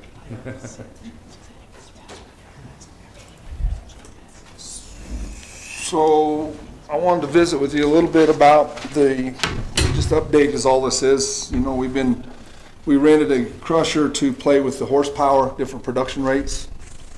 And it's just more or less, we're wrapping up some information here for our future considerations about maybe down the road if we ever find the money to buy a new crusher. But we own a 200 horse cone crusher. It's an old classic, and it's limited basically by its own design. It's old, you know, it's been around forever. So if you just upgrade to what they call a roller cone 2 or an RC2 cone crusher, same make, same manufacturer, just more modern, it increases your horsepower demand up to 260 horsepower for that plant. That's the one I showed you pictures of here a couple of weeks ago. Mm-hmm. But it bumped up the production, roughly 18,000, almost 19,000 a month. So if you add that in, that brings the cost of crushing from 262 a ton down to 206 a ton. But then if you go to the next phase, which would be like a roller cone 3 or perhaps a 54-inch cone, that's a 300 horse cone, and you got to add a little more horsepower to it for different belts and conveyors and screens. That puts us out of our comfort range for our generator. In other words, we don't have the generator capacity to run that particular machine. So now you start adding the cost of a bigger generator or another generator. You add the cost of increasing your capacity at your jaw crusher to handle that much more feed demand, bigger belts, bigger equipment, another loader, move the plant more often. These variety of things to get you to where you can feed that 54-inch cone. Now you've cost, I didn't even run it out because I don't want to. I know what it's going to do. It's going to go up, you know. So in the future, what we'll probably be looking for is about a 260 horse cone crusher to fit into that spot to fit the model of our plant. And I think this renting the crusher that we rented for the last month, and I'd like to keep it another month to go to Ormiston and try it in that pit, is well worth the money we're spending to do the research here, what we're going to do. It probably saved us hundreds of thousands of dollars of, whoops, fell off that cliff, shouldn't have done that, you know. It's because once you cross that threshold with all these other issues, demands, and corners and mouse traps, then pretty soon you're going like, this ain't working at all, look how much we spent, you know. Now we got a whole brand new $1 million plant sitting there over one cone. So I wanted to bring this to your attention just for the reason that I think we found what fits our model. If we want to buy a new plant, give me $1 million, I'll be happy to go buy us one, you know? So, but the meantime is, we can increase our production 35,000 ton a year without moving around our plant, without doing anything extra to our plant other than changing the size of the cone, which is right at $200,000 savings on the market price. It would cost us $6 a ton to go get Wiminuche again, if they'd do it for $6 a ton again, to make 35,000 ton, which would be a little over $200,000. So you see the difference? Because we've already been down that road. Yeah, and we used it. Yeah. You know, so we need to do that every year. The demand, if you want me to keep graveling roads, is there to increase some capacity of some sort of this crusher. And at one time, I thought, you know, well, we shut down in the winter and we won't haul as much and we'll back off of our work out there. But you know, for every 5 years that you go without gravel on the road, that's another road that needs gravel again. But about 5 years is what they last. And I'm into the 60 or so. Here we go again. We're starting that cycle on roads that I did 6 years ago to do it again for the next 6 years. You know, and like Larry Don said here a while back, I ain't gonna do this forever. So, you know, I'm hoping somebody will step up and say, yeah, you're right, 6, 7 years, we gotta roll that around again, So actually, your cost of producing a ton drops almost 60 cents a ton with this higher capacity crusher. Yeah, we added a little bit of fuel to it because, you know, obviously the generator's working a little harder, so it runs a little more fuel. The loader's working a little harder, trying to keep up now. So you're going to have about a 10% increase in fuel consumption, so we added that into it. Yeah. We're working on a 30% increase there. We know for a fact that we actually increased our production almost 37%. Wow. So, but to be fair with your overall plan and look, I said, all right, at 30%, this fits horsepower. At 40%, it could be 50, but I've got to buy hundreds of thousands of dollars of extra equipment to do it. And it just don't work out for the few thousand ton a year that you get. It just What is your generator life capacity and how old is it right now? Life, it's pretty old. You know, but it's a healthy one. It's a good machine. It's got good oil samples and it's got good. How many hours? Oh man, Jim, I'd have to get that for you. I don't know off the top of my head. I'll get that answer for you. 14,000 maybe. So it's like that. It's almost time to be rebuilt anyway if it's going to be kept. Yeah, but I got to buy another jaw. There's a cool $500,000. Right. So it just gets to where it's not worth it. You know. Right. And you're right. You know, generator wears out, you have a generator. Loader wears out. We just bought a 972 3 years ago because we wore the other one out. So, but right now, you know, everything's paid for, so we don't have any overhead. We don't have any depreciation. It's already depreciated. So these are run-of-the-number numbers. You can't change them. So that's what it is. So anyway, that's just an update. I wanted to let you know that that particular size, that particular model fits our model of plant very well. So we'll go out, shop. If we don't find something, we'll keep pounding away with the old one and keep doing what we're doing. So good. Okay. DOLA meeting, November 6th. I guess 2 of you are going. And which road's it over? Pardon me? Oh, the BB. This is our presentation to DOLA to hopefully get some funding for BB. Where's that located? Alamosa. Alamosa. Right. On November 6th. And I'll be going too. And you're going to? Jim and I are planning on going that way. And that's at the, it's at the county administration building there. I don't remember exactly how to get there. I've been there once, but. Go south down that highway. You remember? Okay, okay. We'll just all travel over there together probably. So we'll just leave about, what, 7 in the morning? Was it about 4 hours to Alamosa? Yeah, about 4. Yeah, so it'd get us there about a little before lunch and have lunch. And then I think, talking to Patrick, trying to get about a 1 o'clock time frame for our presentation, somewhere in there. So, so he'll let me know for sure. So, but I told him that we kind of needed to drive over in the morning, and Tuesday was the meeting here, so we had to do it on Wednesday. So that's what he's planning for us. So. Okay.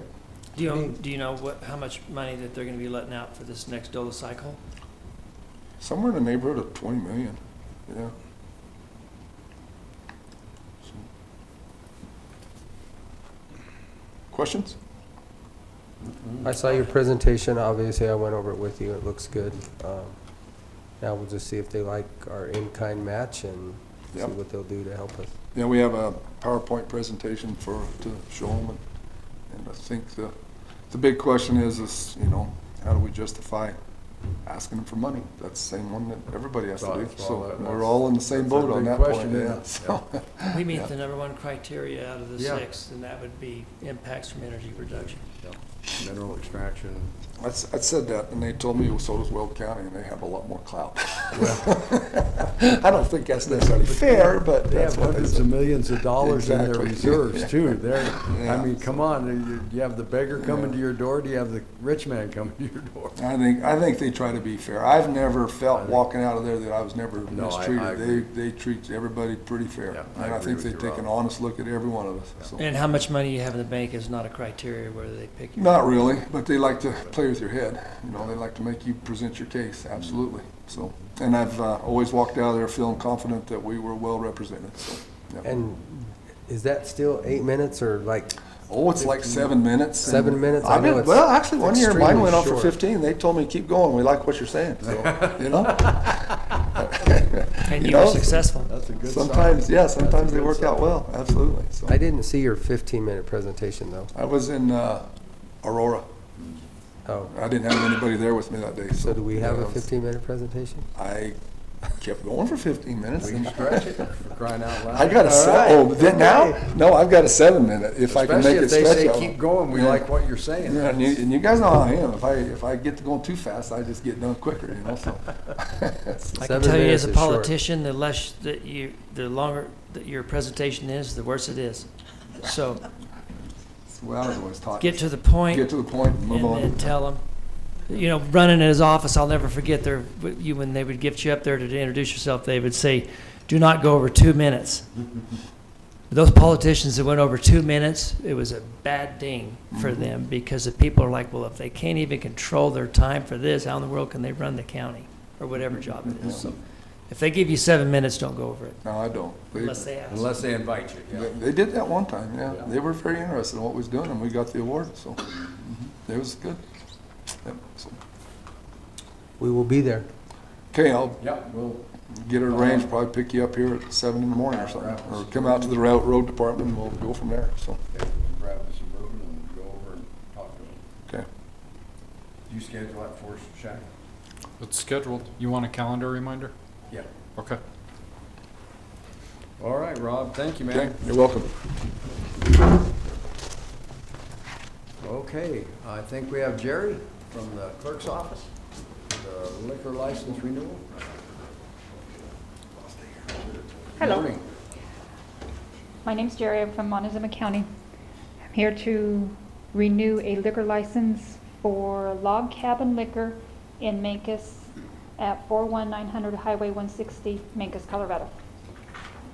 And there was no violations from the sheriff's office. Everything looks in order. Everything looks in order. Our attorney has I've seen it. seen it, said it's okay. So I move that we accept and sign for the Log Cabin Liquor, retail liquor, or 3-2 beer license renewal application. Second. It's been moved and seconded to approve the retail liquor license renewal application for Log Cabin Liquors located at 41900 Highway 160, Mancos, Colorado. All in favor? Aye. Aye.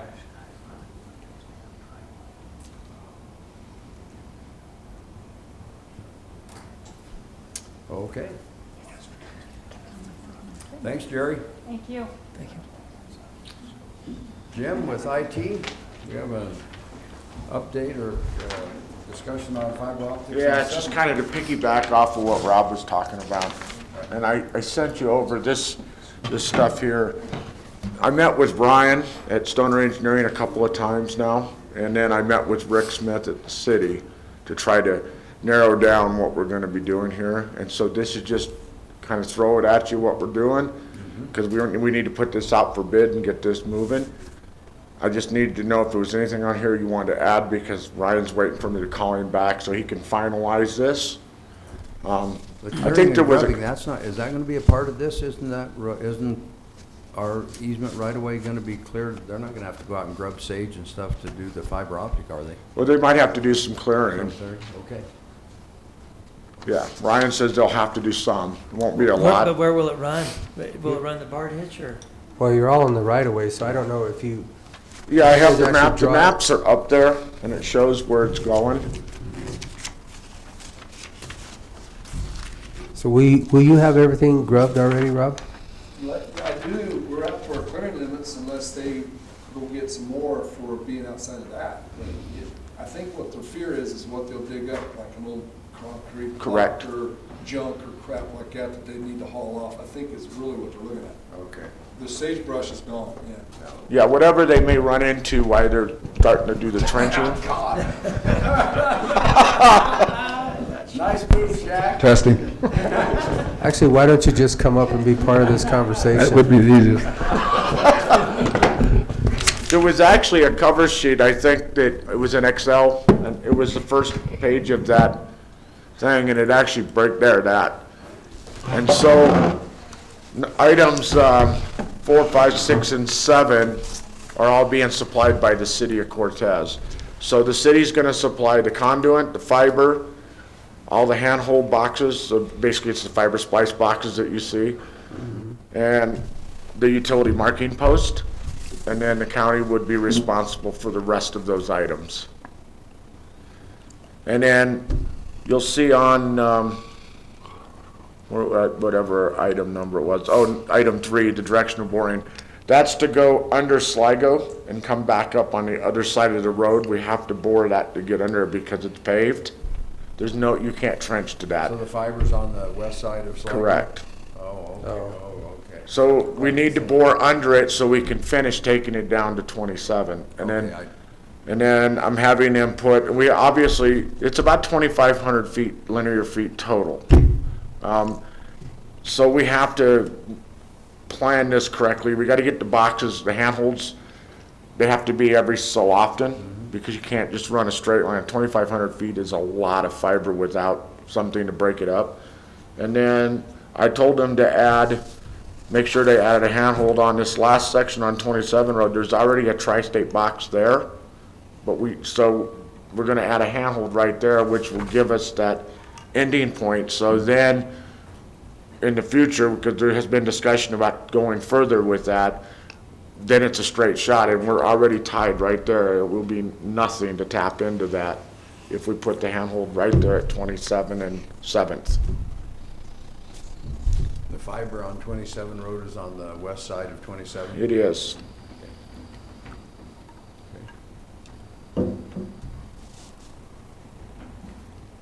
Is there a reason that it needs to be connected at this time? Could it just be stubbed out? The fiber itself? Yeah, could you run the fiber without going under and connecting from Sligo to 27. 27? Right. I mean, it's not going to be hot anyway. I mean, what's the end game? It won't be lit right away. Or whatever the term jargon is.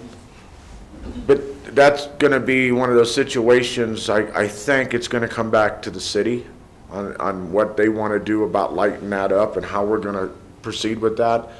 And it's not really even about getting the fiber in the ground as much as it is about getting the conduit in the ground and getting those handholds in place, because we can come back and blow the fiber through anytime. Okay. But fiber's not expensive. It's, the splicing's expensive, the trenching's expensive. When you compare it to the cost of running any kind of fiber project, fiber's pennies on the dollar for the square foot of, or for a linear foot of fiber. There's one other, I think we gotta still look at engineering on that trenching up on that slope there by Tri-State too. That's about a 1.5 to 1 slope, and they've got that way up high. So I wanna visit with Ryan about whether we wanna drop across the road and then go on the south side and then back across the road again to get to that handhold, and some issues there, or put it down the bottom of the ditch, but put it deep. Maybe even do a little concrete encasement down through there to protect it from future excavations.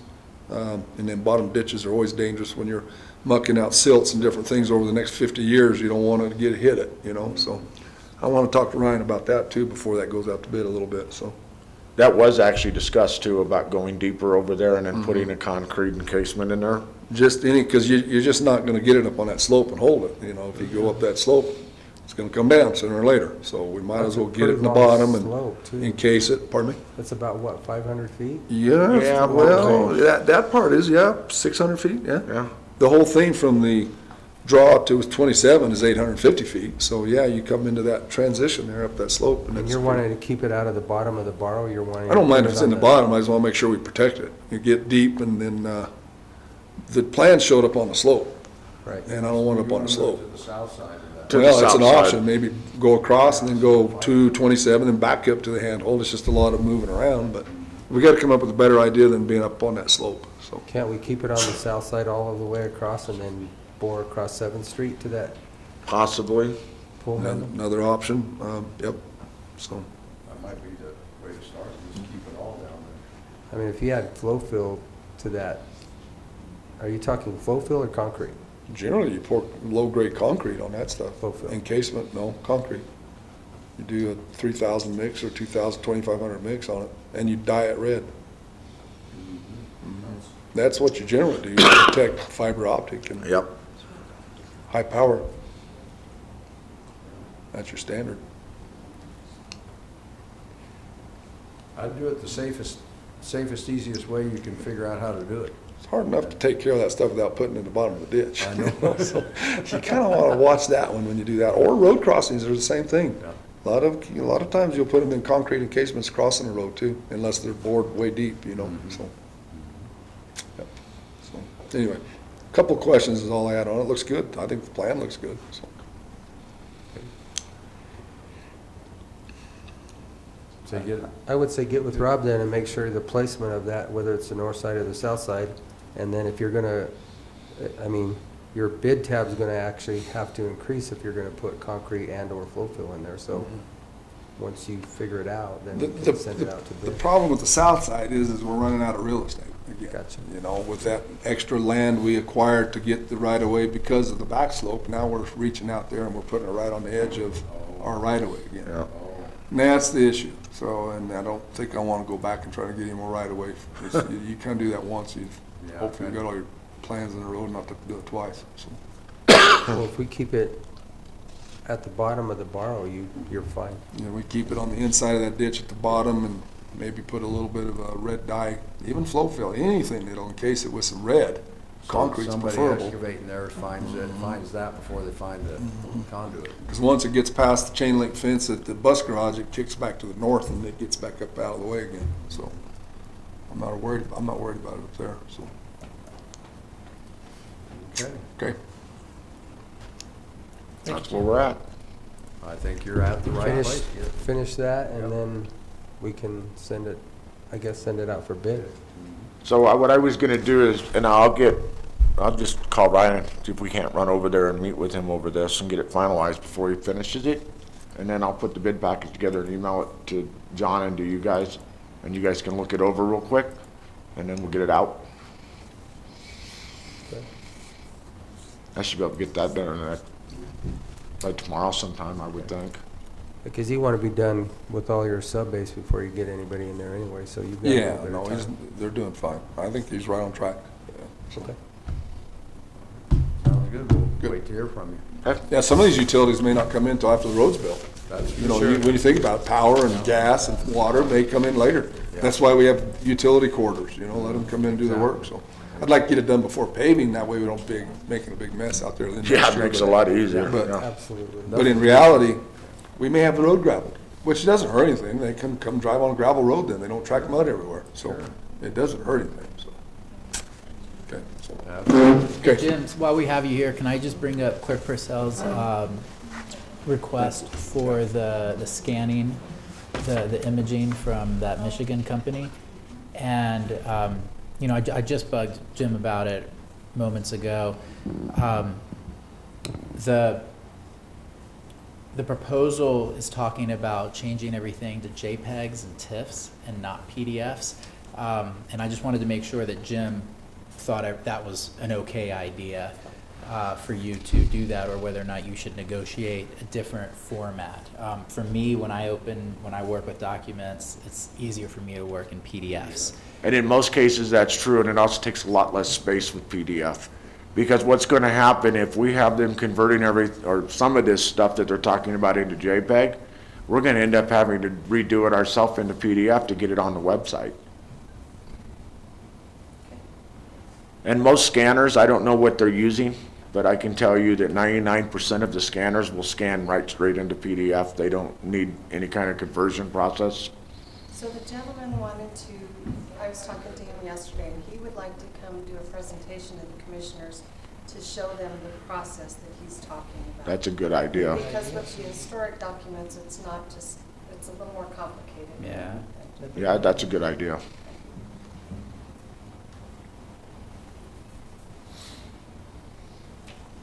Anything else? No, sorry, thanks.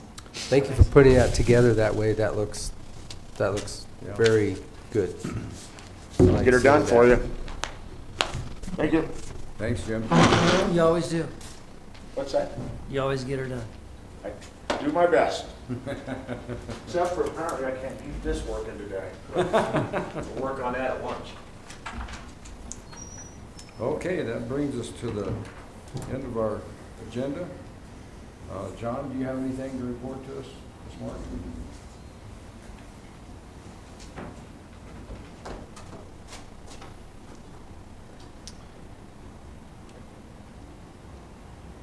No, I don't. You know, at some point, I don't know if you all want to do this in executive session or if you want me to just touch base with one of you about some delinquent accounts at the landfill and what you want to do about that, what you want me to do about that, if anything. Some people are on accounts, some businesses are on accounts. And if you all want me to just touch base with you, Keenan, I can do that. Okay. Or do you guys want About how to pursue We can that. do it in an executive session. It shouldn't take very long, will it? Okay. Can't imagine. Maybe we can do that this afternoon after our public hearing. Sure. Okay. Dave, the rest of this shouldn't take very long. Yeah, we can do it right now. Yeah, we get through, yeah, sure, okay. Okay. Okay, James Dietrich, come in. Good morning. Good morning. Great letters, by the way. I'm sorry? Absolutely great letters you wrote. Thank you, Ken. Yeah, you did a fine job of that. I love the way you positioned us and expressed our desire for Repayment? Participation, I like to call it. I thought you were very lenient with the 20 years, though. I just give them something to bite on, you know? Well, I mean, that's, I agree with you. that was a Yeah. I very figured good letter, something. but It's very better than lenient nothing. at the end. I was, But James didn't tell him at what interest rate we're gonna be carrying Chuck, them can you at. scroll I up think so the that federal they can see? government on your delinquent taxes and stuff, somewhere around 7 or 9 or something like that, isn't that about what their rate is I on? I don't know off the top of the head, I but think it's somewhere in that vicinity, so I think we'll establish an equitable interest rate, much like what they charge the public, and we'll charge 6 and cut them a break. Okay, gentlemen, I have 2 letters to bring forward today. The first one is regarding the Sagehand motorized proposal. And so after talking with the McRack, a variety of different people, and also the commissioners, we formulated this letter as far as comments to go towards that project. So, and I'll tell you, I really like the usage of the campgrounds down there that the Forest Service is in the process of decommissioning. I think you're exactly on task, that if we get this motorized route, the camping and the usage of those Ferris and Cabin Creek campgrounds down there will go up exponentially. I think it'll make a world of difference down there in that lower Dolores, as far as the activity and the usage of what facilities are already there that are in the process of being decommissioned. Yeah, it's clearly an underutilized area. Absolutely, because you have to drive so far north and then come across Bradfield and then drive 6 or 7 or 8 miles back south. This is going to drop you right in from Sagehand right into it. I mean, I think it's a heck of a deal. I would move to approve the Sagehand motorized trail proposal that's going to be sent to the San Juan National Forest Dolores Ranger District. second. It's been moved and seconded to approve the letter from the Board of Montezuma County Commissioners to the San Juan National Forest Dolores Ranger District. Tom Rice, in support of the Sage Hen Motorized Trail proposal. All in favor? Aye. Aye.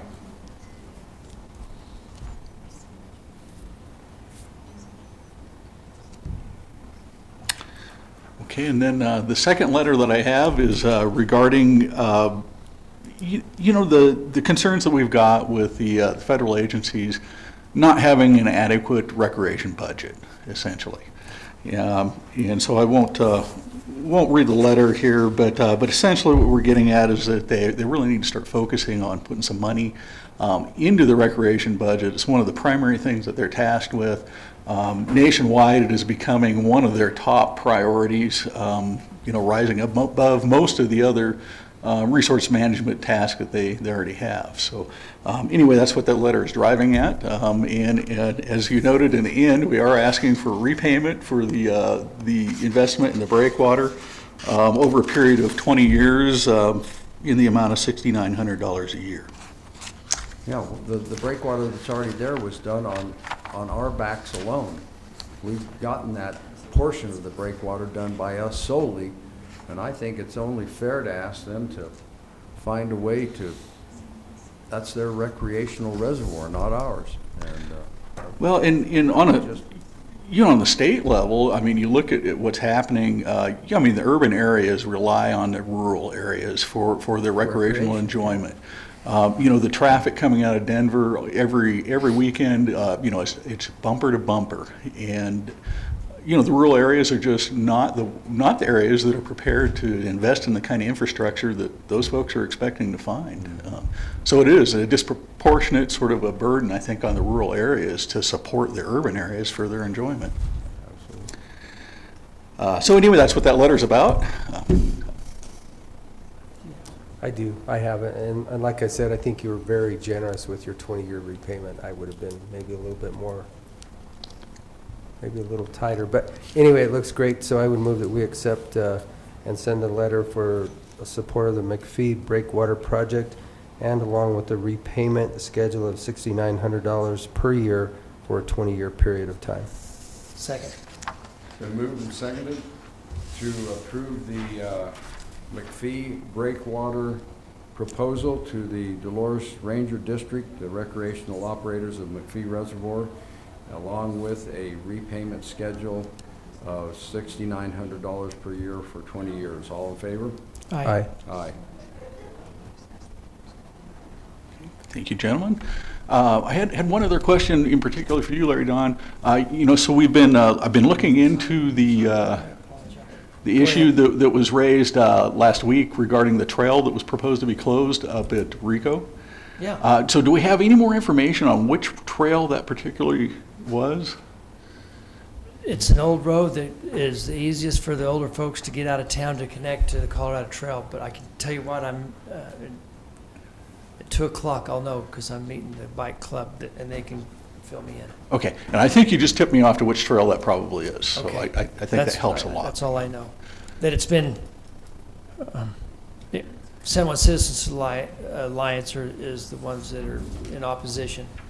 Okay. And now, would that be closed to motorized use? Was that the, or just closed to So everybody? it was already, I think, in their agreement that it wasn't going to be motorized, but they're also now saying that they don't want it non-motorized as well. Okay. Okay. All right. Well, that helps a lot. They tell me it's the easiest ride when you're in Rico to get, rest of it's, you got to be a mountain goat or expert rider to get up there. So. Okay. All right. Again, San Juan Citizens Alliance should stay in Durango and stay out of our business, as far as I'm concerned. Okay. Well, I'll continue to investigate that then. I know that I think that is a road that may have some, there may be some issues with private property up there. Some of the mining claims and things like that, which could complicate things, obviously. But I still need more information to figure out what's going on there. So. Okay, gentlemen, I guess that's it for me for the day. Anything from you, gentlemen, at this point? I think you covered it well. Okay, very good. All right. Thank you. Thank you, gentlemen. I could have brought up, I don't know if James knew this, but I don't know if Shaq was going to bring it up. We did receive our settlement from PILT. We opted into a PILT lawsuit that private firm was doing. Sure. It wasn't a huge amount. Chat can probably Just tell us. over $4,000. Right. It was probably a little bit more than that, but attorneys take their cuts, cut. yeah. How much was your cut? I think, so I personally didn't gain financially from it, but I think it was 45%. But that was a suit that was brought against the federal government over underpayment of PILT funds, was it not, that they had underpaid? And they represented almost 100% of the counties, I think, that receive PILT funds. Right. Good. Okay. Okay, thank you, gentlemen. Thank you. Thank you, Thank you, James. James. Jack, do you have anything for us? I have nothing to say today. Oh, my gosh. Oh, It's come a on, Mary come Hall. on. No, no. Okay, let's move on. Let's move on. Ooh, okay, Commissioner Candelaria. Well, I was able to attend the city council meeting again last Tuesday night. They did, on the second reading, approve our 7th Street addition, so that 7th Street is now currently all residing in the county. They did do the emergency, they didn't have to do a first and second reading. They did an emergency reading on the purchase of the evidence building. So on Wednesday, we are now the owners of the evidence building purchased from the city. Thursday night I went to a tabletop exercise with the emergency manager and the high school fire departments, all of our local agencies, for how they're going to handle active shooters, any type of an emergency at a tabletop exercise down there.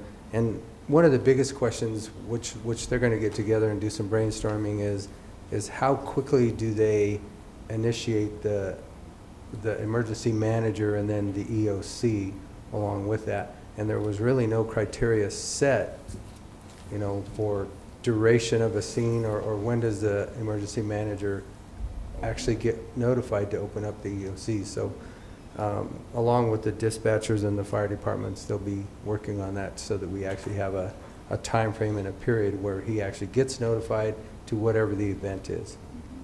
Is there an officer at the high school at all times? Does anybody know? Is there a security officer? Yeah. An ERO? Yes. Or a school resource SRO? Yeah, whatever. I mean, does anybody know if there's an officer? I don't know that.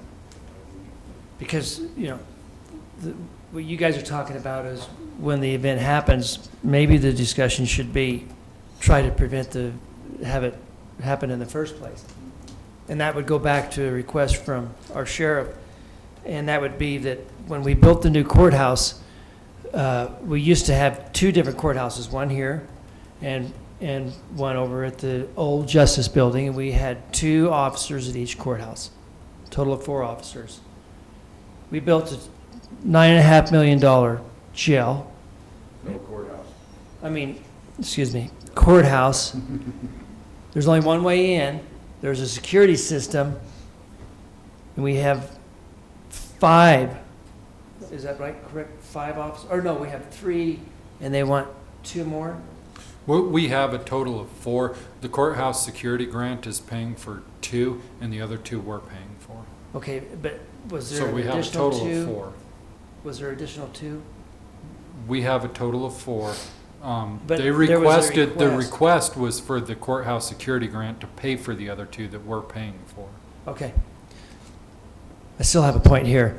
When they designed the courthouse, if you go into the Senate building in Washington, D.C., if you go into the Congress building in Washington, D.C., there is 2 officers because the video camera is right next to where the security system goes through, just like an airport, our local airport down here. However, our security system is 20 feet away. It's a design flaw. And what it does is it creates to where you need an extra officer. My point is this: I would rather have the extra personnel at our school where there's multiple entrances going in than I would at the sheriff, at the courthouse, where there's only one way in and one way out. And so I hope that we could have a discussion about how to stop the shooter in the first place versus always reacting instead of being proactive.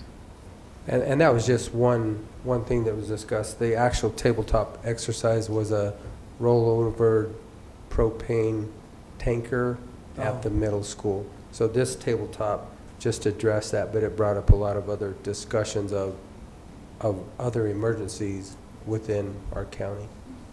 So it was very informative. Mike Pasquin did a good job as far as his, interacting with the multiple agencies in the unified command situation that we had down there. And then after our meeting last night with the board to board with the council, I forwarded to John the MOU with ChargePoint. And if you gentlemen don't have any issues, and John, you don't have any issues, I would like to see if we can get that signed maybe this afternoon if you haven't had time to look at it. I did look at it. I looked through the whole thing this morning. I wanted to bring it back up on my computer real quickly just to make sure. It's a non-binding MOU for the That's right. fast charging units that we actually looked at the proposal a couple of weeks ago with the city council. The health department building. It's fine, and we can get out of it at any time. There's no financial commitments. I'm not sure of the purpose for it. Maybe they need it for something.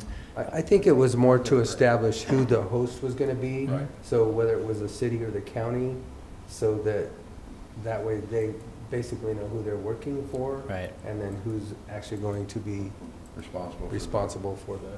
Yeah. And the charging and the financial end of who's going to be accepting the monies and stuff for the charging and all that. So. It doesn't commit us to anything. There were some things in it that I don't know that you all want to follow through with, but maybe you do. We were suggesting that we would try to guarantee 24-hour access, that we'd have at least 5 parking spaces at each one, some things like that. And those all went over, and when we actually picked the place or the placement, it complies with all of those. Okay. But again, it was non-binding anyway. Correct, and it is a non-binding MOU. I actually printed it out. Do you need it to sign it right now? I think if we're ready to.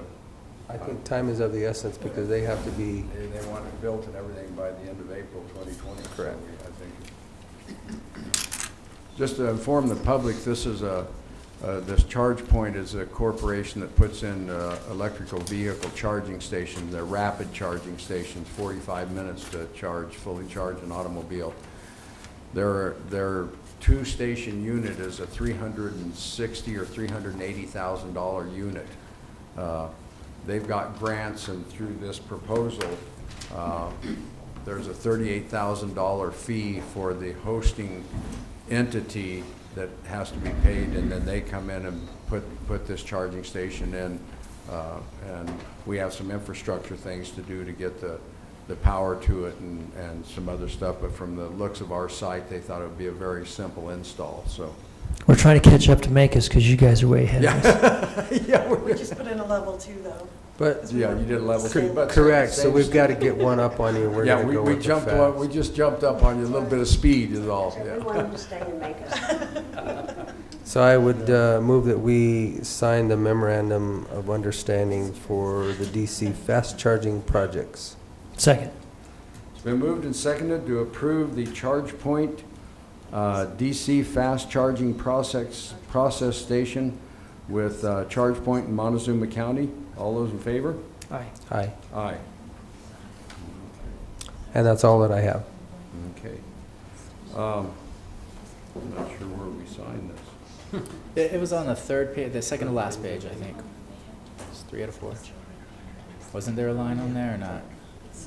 Signatories, I guess so. Yeah, here's by us. Well, they're figuring out where to sign.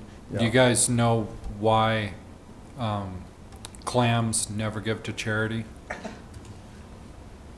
Because they're shellfish. Can you tell us where the charging station will be? That, if everything was to go through as they've discussed, it would probably end up in the north parking lot of Annex 1, which is where the Senior Services Center and Veterans Affairs Office is. IRS.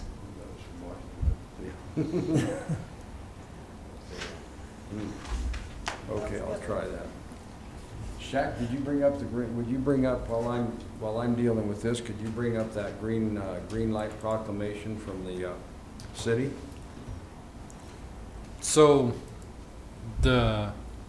as everybody knows, November 11th is Veterans Day, and the city has made a proclamation, and I'll just read it. We're going to follow suit with that if the commissioners so decide, but a green light proclamation, whereas green is a color of hope, renewal, and well-being, whereas green light is also a term commonly used to activate forward movement, and whereas the simple action of changing one light to green is intended to spark a national conversation regarding the recognition of veterans and green light them forward as valued members of our communities, and whereas America's veterans are some of our nation's bravest, hardest working men and women, and whereas it is hard to show our veterans the appreciation they deserve when back home and out of uniform, they are more camouflaged than ever. Let us honor our veterans not only on November 11th, but all year round by changing one light to green in a visible location on your porch, your home, or your office, and keep it glowing every day as a symbol of appreciation and support of our veterans. Now, therefore, the Montezuma County Board of County Commissioners does hereby ask that citizens green light a vet this 29th day of October 2019. Move to approve the green light for a vet proclamation. Second. It's been moved and seconded to approve the Veterans Green Light proposal. All those in favor? Aye. Aye.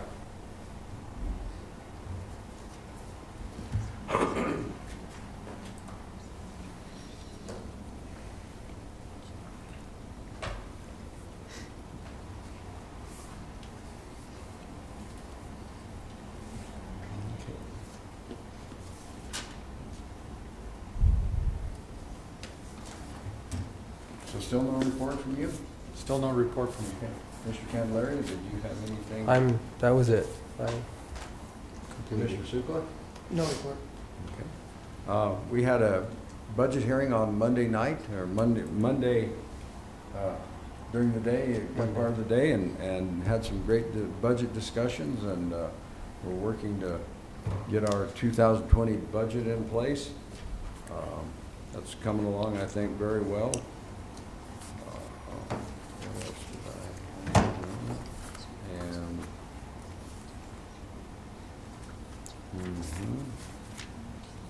I think that's about it for me. Bringing up the subject, I was wondering if we could hold a nightly meeting about the county's budget. An evening meeting? Yeah, like in a couple of weeks before Thanksgiving, and have a meeting like at 7 o'clock at night discussing the county's budget. I don't think there's any rule that would say we can't. I think we can have any night meeting whenever we deem necessary. We can change it at any time, so. Could you set that up? We probably need to just pick a date so that we can post it and have it out there. You guys want to do like a Saturday night, or what do you have in mind?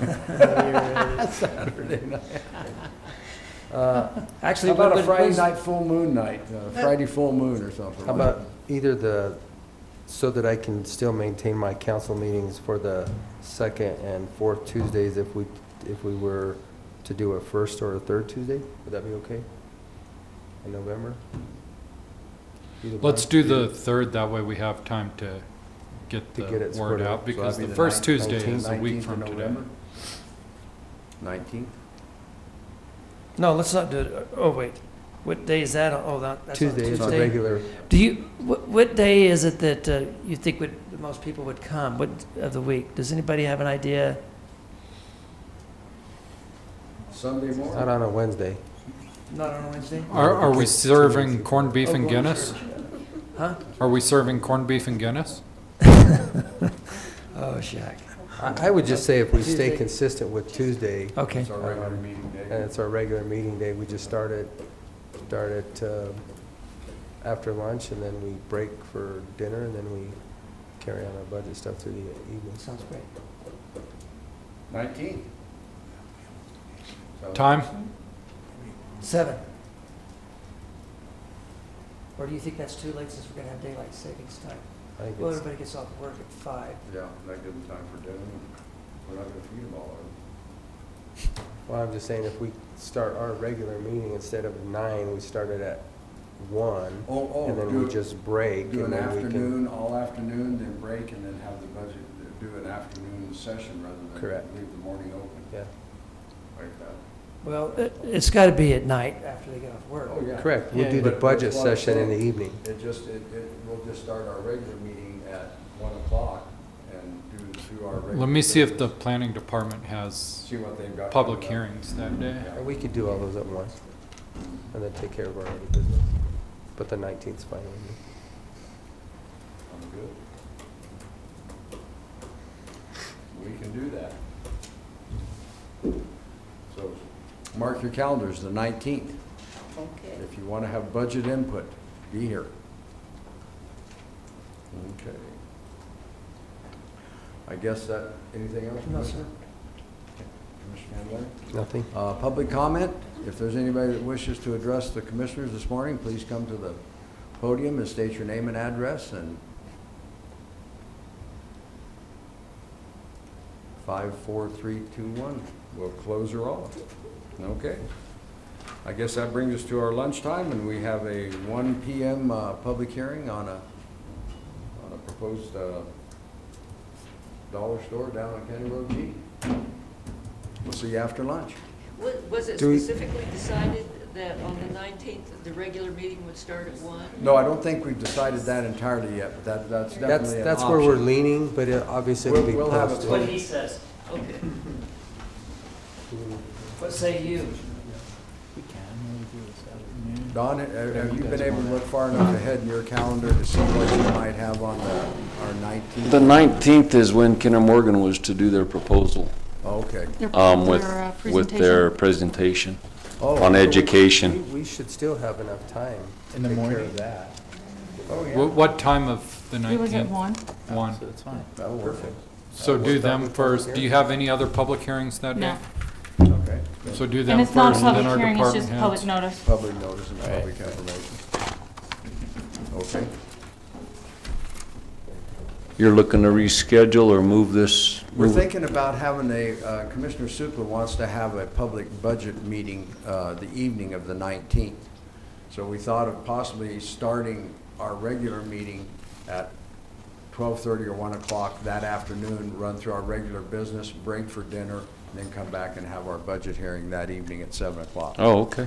Okay. We So- could still do the 1 o'clock? Sure. Then for Kinder Morgan? That Doesn't fits. change you all. They guessed if, depending on how many questions you guys might have, it might be 30 minutes. Because there will not be any public comment Yeah, for this it's- presentation. It'll just be comments from Commissioners. the commissioners. I think that'll fit. So We we, can make that all fit. Yep. So right now, we just won't plan on scheduling anybody else? Yeah, and if you could then just take that, if you move any public hearings or whatever to another Tuesday. Okay. Okay, we'll do that. One thing we had is a discussion about starting in the future, having our public Hearings? hearings in the mornings. Have you talked to them? You just brought it up yesterday. Consider that. Would that be something that would be okay and reasonable for you to do? Make that some of our first order of business in the mornings? I don't know why it wouldn't, but some of them may throw your schedule way out of whack. Well, but they're kind of doing that in the afternoon, especially when we get finished early. Then we're having to come back in the afternoon for public hearings, so. Oh, yeah. Right. If it pushes us into the afternoon and we need to come back for business, then so be it, but. Okay. There are So let me days see this. that might, Because your meetings are set time. yeah, you have to. Yeah, we have to hit Yeah. a- Publish an exact right, time. Right. So our last The 12th and scheduled 19th. is the 12th and the 19th. That's as far out as we've got. Okay. So we wouldn't have to change anything right now. No. Yeah, If so that's- let's just take a look at beyond the 19th, beyond what you already have scheduled and tabled or on your books right now. Start seeing if we could start doing some of those at 9 o'clock and 10 o'clock, and start Okay. scheduling them out in Sure. the morning. Okay? That makes sense. Yeah. And for public hearings, we would have to have a set time, so. Exactly, right, yeah, you have to look at them and give us a good estimation of what it looks like it's gonna Okay. take time-wise, whether it's 20 minutes or 30 That works. minutes or an hour. Right. Yeah. Okay, yeah, we can do that. Okay, great, thank you. That works. Very So good. I would now move that we go into executive session for a conference with the attorney for the purpose of receiving legal advice on specific legal questions under CRS Section 24-6-402, parentheses 4, parentheses B. And can you name the people who are going to be in it? Commissioner Sukla, Commissioner Ortel, Commissioner Candelaria, Administrator Powers, Attorney Baxter, and Kim Purcell, And you clerk. know, I'm going to suggest that we conference call in Mel Jarman if he's available. I didn't tell him we were doing this, but if he's available, we might want his input. Okay. Second. It's been moved and seconded for the Board of County Commissioners to move into executive session for a conference with the attorney for the purpose of receiving legal advice on specific legal questions under CRS Section 24-6-402, parentheses 4, parentheses B. In attendance will be Montezuma County Clerk Kim Purcell, Commissioner Larry Don Sukla, Commissioner Keenan Ertel, Commissioner James Candelaria, Attorney Baxter, Administrator Shaq Powers, and phone conversation with Mel Jarman, landfill operator. All in favor? Aye. Aye. So be it.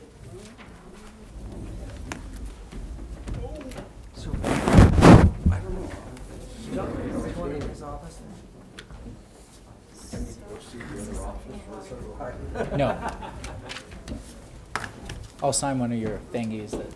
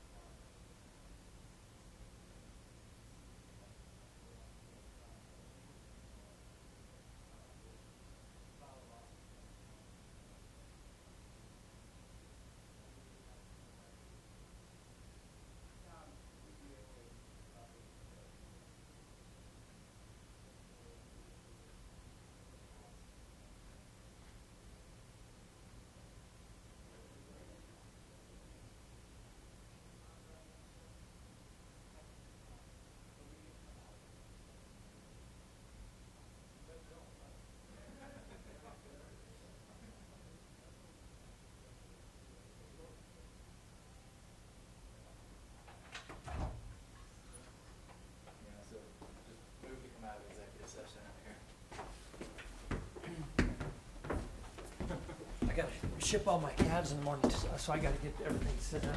You're shipping yours? Yeah, I have booked a couple more days and then I'm, Get the heat off. I hear you. Yeah. Understandable, man. Somebody make the motion? Move to go out of executive session. Second. It's been moved and seconded to move out of executive session back into normal session. All in favor? Aye. Aye. So we're not being recorded? Yes, we are. I'm about to turn it off. Hang on a second.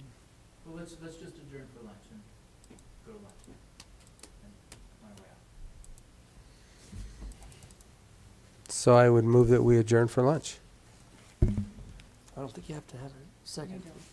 Oh, Okay. All right. We're off to lunch. Bye-bye, all of you folks out there in TV land.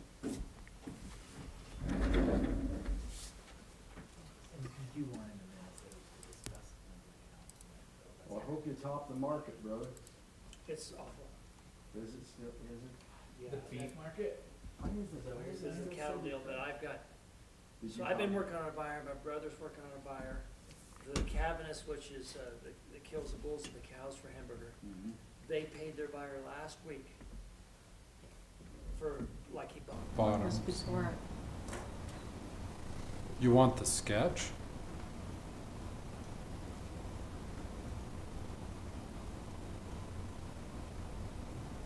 That's it for your drawings. All right, never mind. I'm never minding now. The building's in the southeast corner, then the north half is parking, and then the trash receptacles are on the west with the detention pond at the far southeast corner. And then their septic system is south of that, but it'll be designed with the groundwater conditions involved there. do you already have that design? They're in the process of designing it. We did meet with the Health Commission, and it's a hypotransmatic system. Not on the build side, but I know when I met with him, it's not the usual septic system. It's something to deal with groundwater. It's an elevated system. Groundwater's pretty shallow down there, isn't it? Yeah, they got one soil boring, and then it was too soft for their rig, and they took a backhoe out there and dug it, and it was at about 2 feet. They're on the east side. So other than the variance, it meets all of it complies with everything in the Correct. Bodies Code? Correct. And the high impact permit is like I said, for the size of the commercial lot as well as traffic exceedance.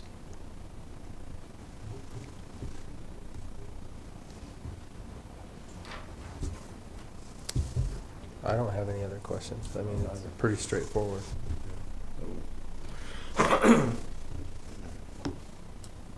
There'll be a rose and a group of thorns down there. Whatever it is. Planning and zoning recommended approval? Yes, unanimously. Okay. I guess you can open it up to public comment. Yep, we'll now open this up to public comment. Anybody have any concerns or questions about this high-impact rezoning permit? 5, 4, 3, 2, 1. We'll now close this portion of the public hearing and move to a motion from the commissioners. So I would move that we accept the 2-lot moderate subdivision and commercial rezoning request and high-impact permit for the purpose of a Dollar General store facility submitted by Bradley, I'm going to butcher this, Peugeot, and Pearson Enterprises LLC. Second. It's been moved that a proposed 2-lot moderate subdivision and commercial rezoning request and high-impact permit for the purpose of a Dollar General store facility submitted by Bradley Peugeot and Pearson Enterprise LLP, agent Vaquero Cortez Partners. All in favor? Aye. Aye. Okay. Thank you all Good luck, very gentlemen. much. Thank you. Try to sign that now so I can get rolling. Thank you.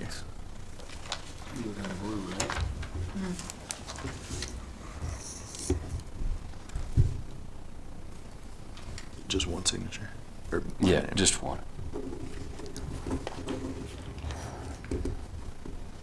Okay. All right, thanks. All right, I appreciate it. Be careful. I will. No snow? He's headed to Norwood and back to Durango before his flight this evening. 22-hour travel day. Looks like the clouds are clearing out of here. We didn't get any storms, so it looks like we're clearing off. Yep, looks good. I appreciate it. Thank you. Yeah, thank you. Have a good day. Okay. Anything else to be brought before the commission today? I have nothing. Okay, I'll entertain a motion. I would move that we had, We already had it before. We had it before lunch.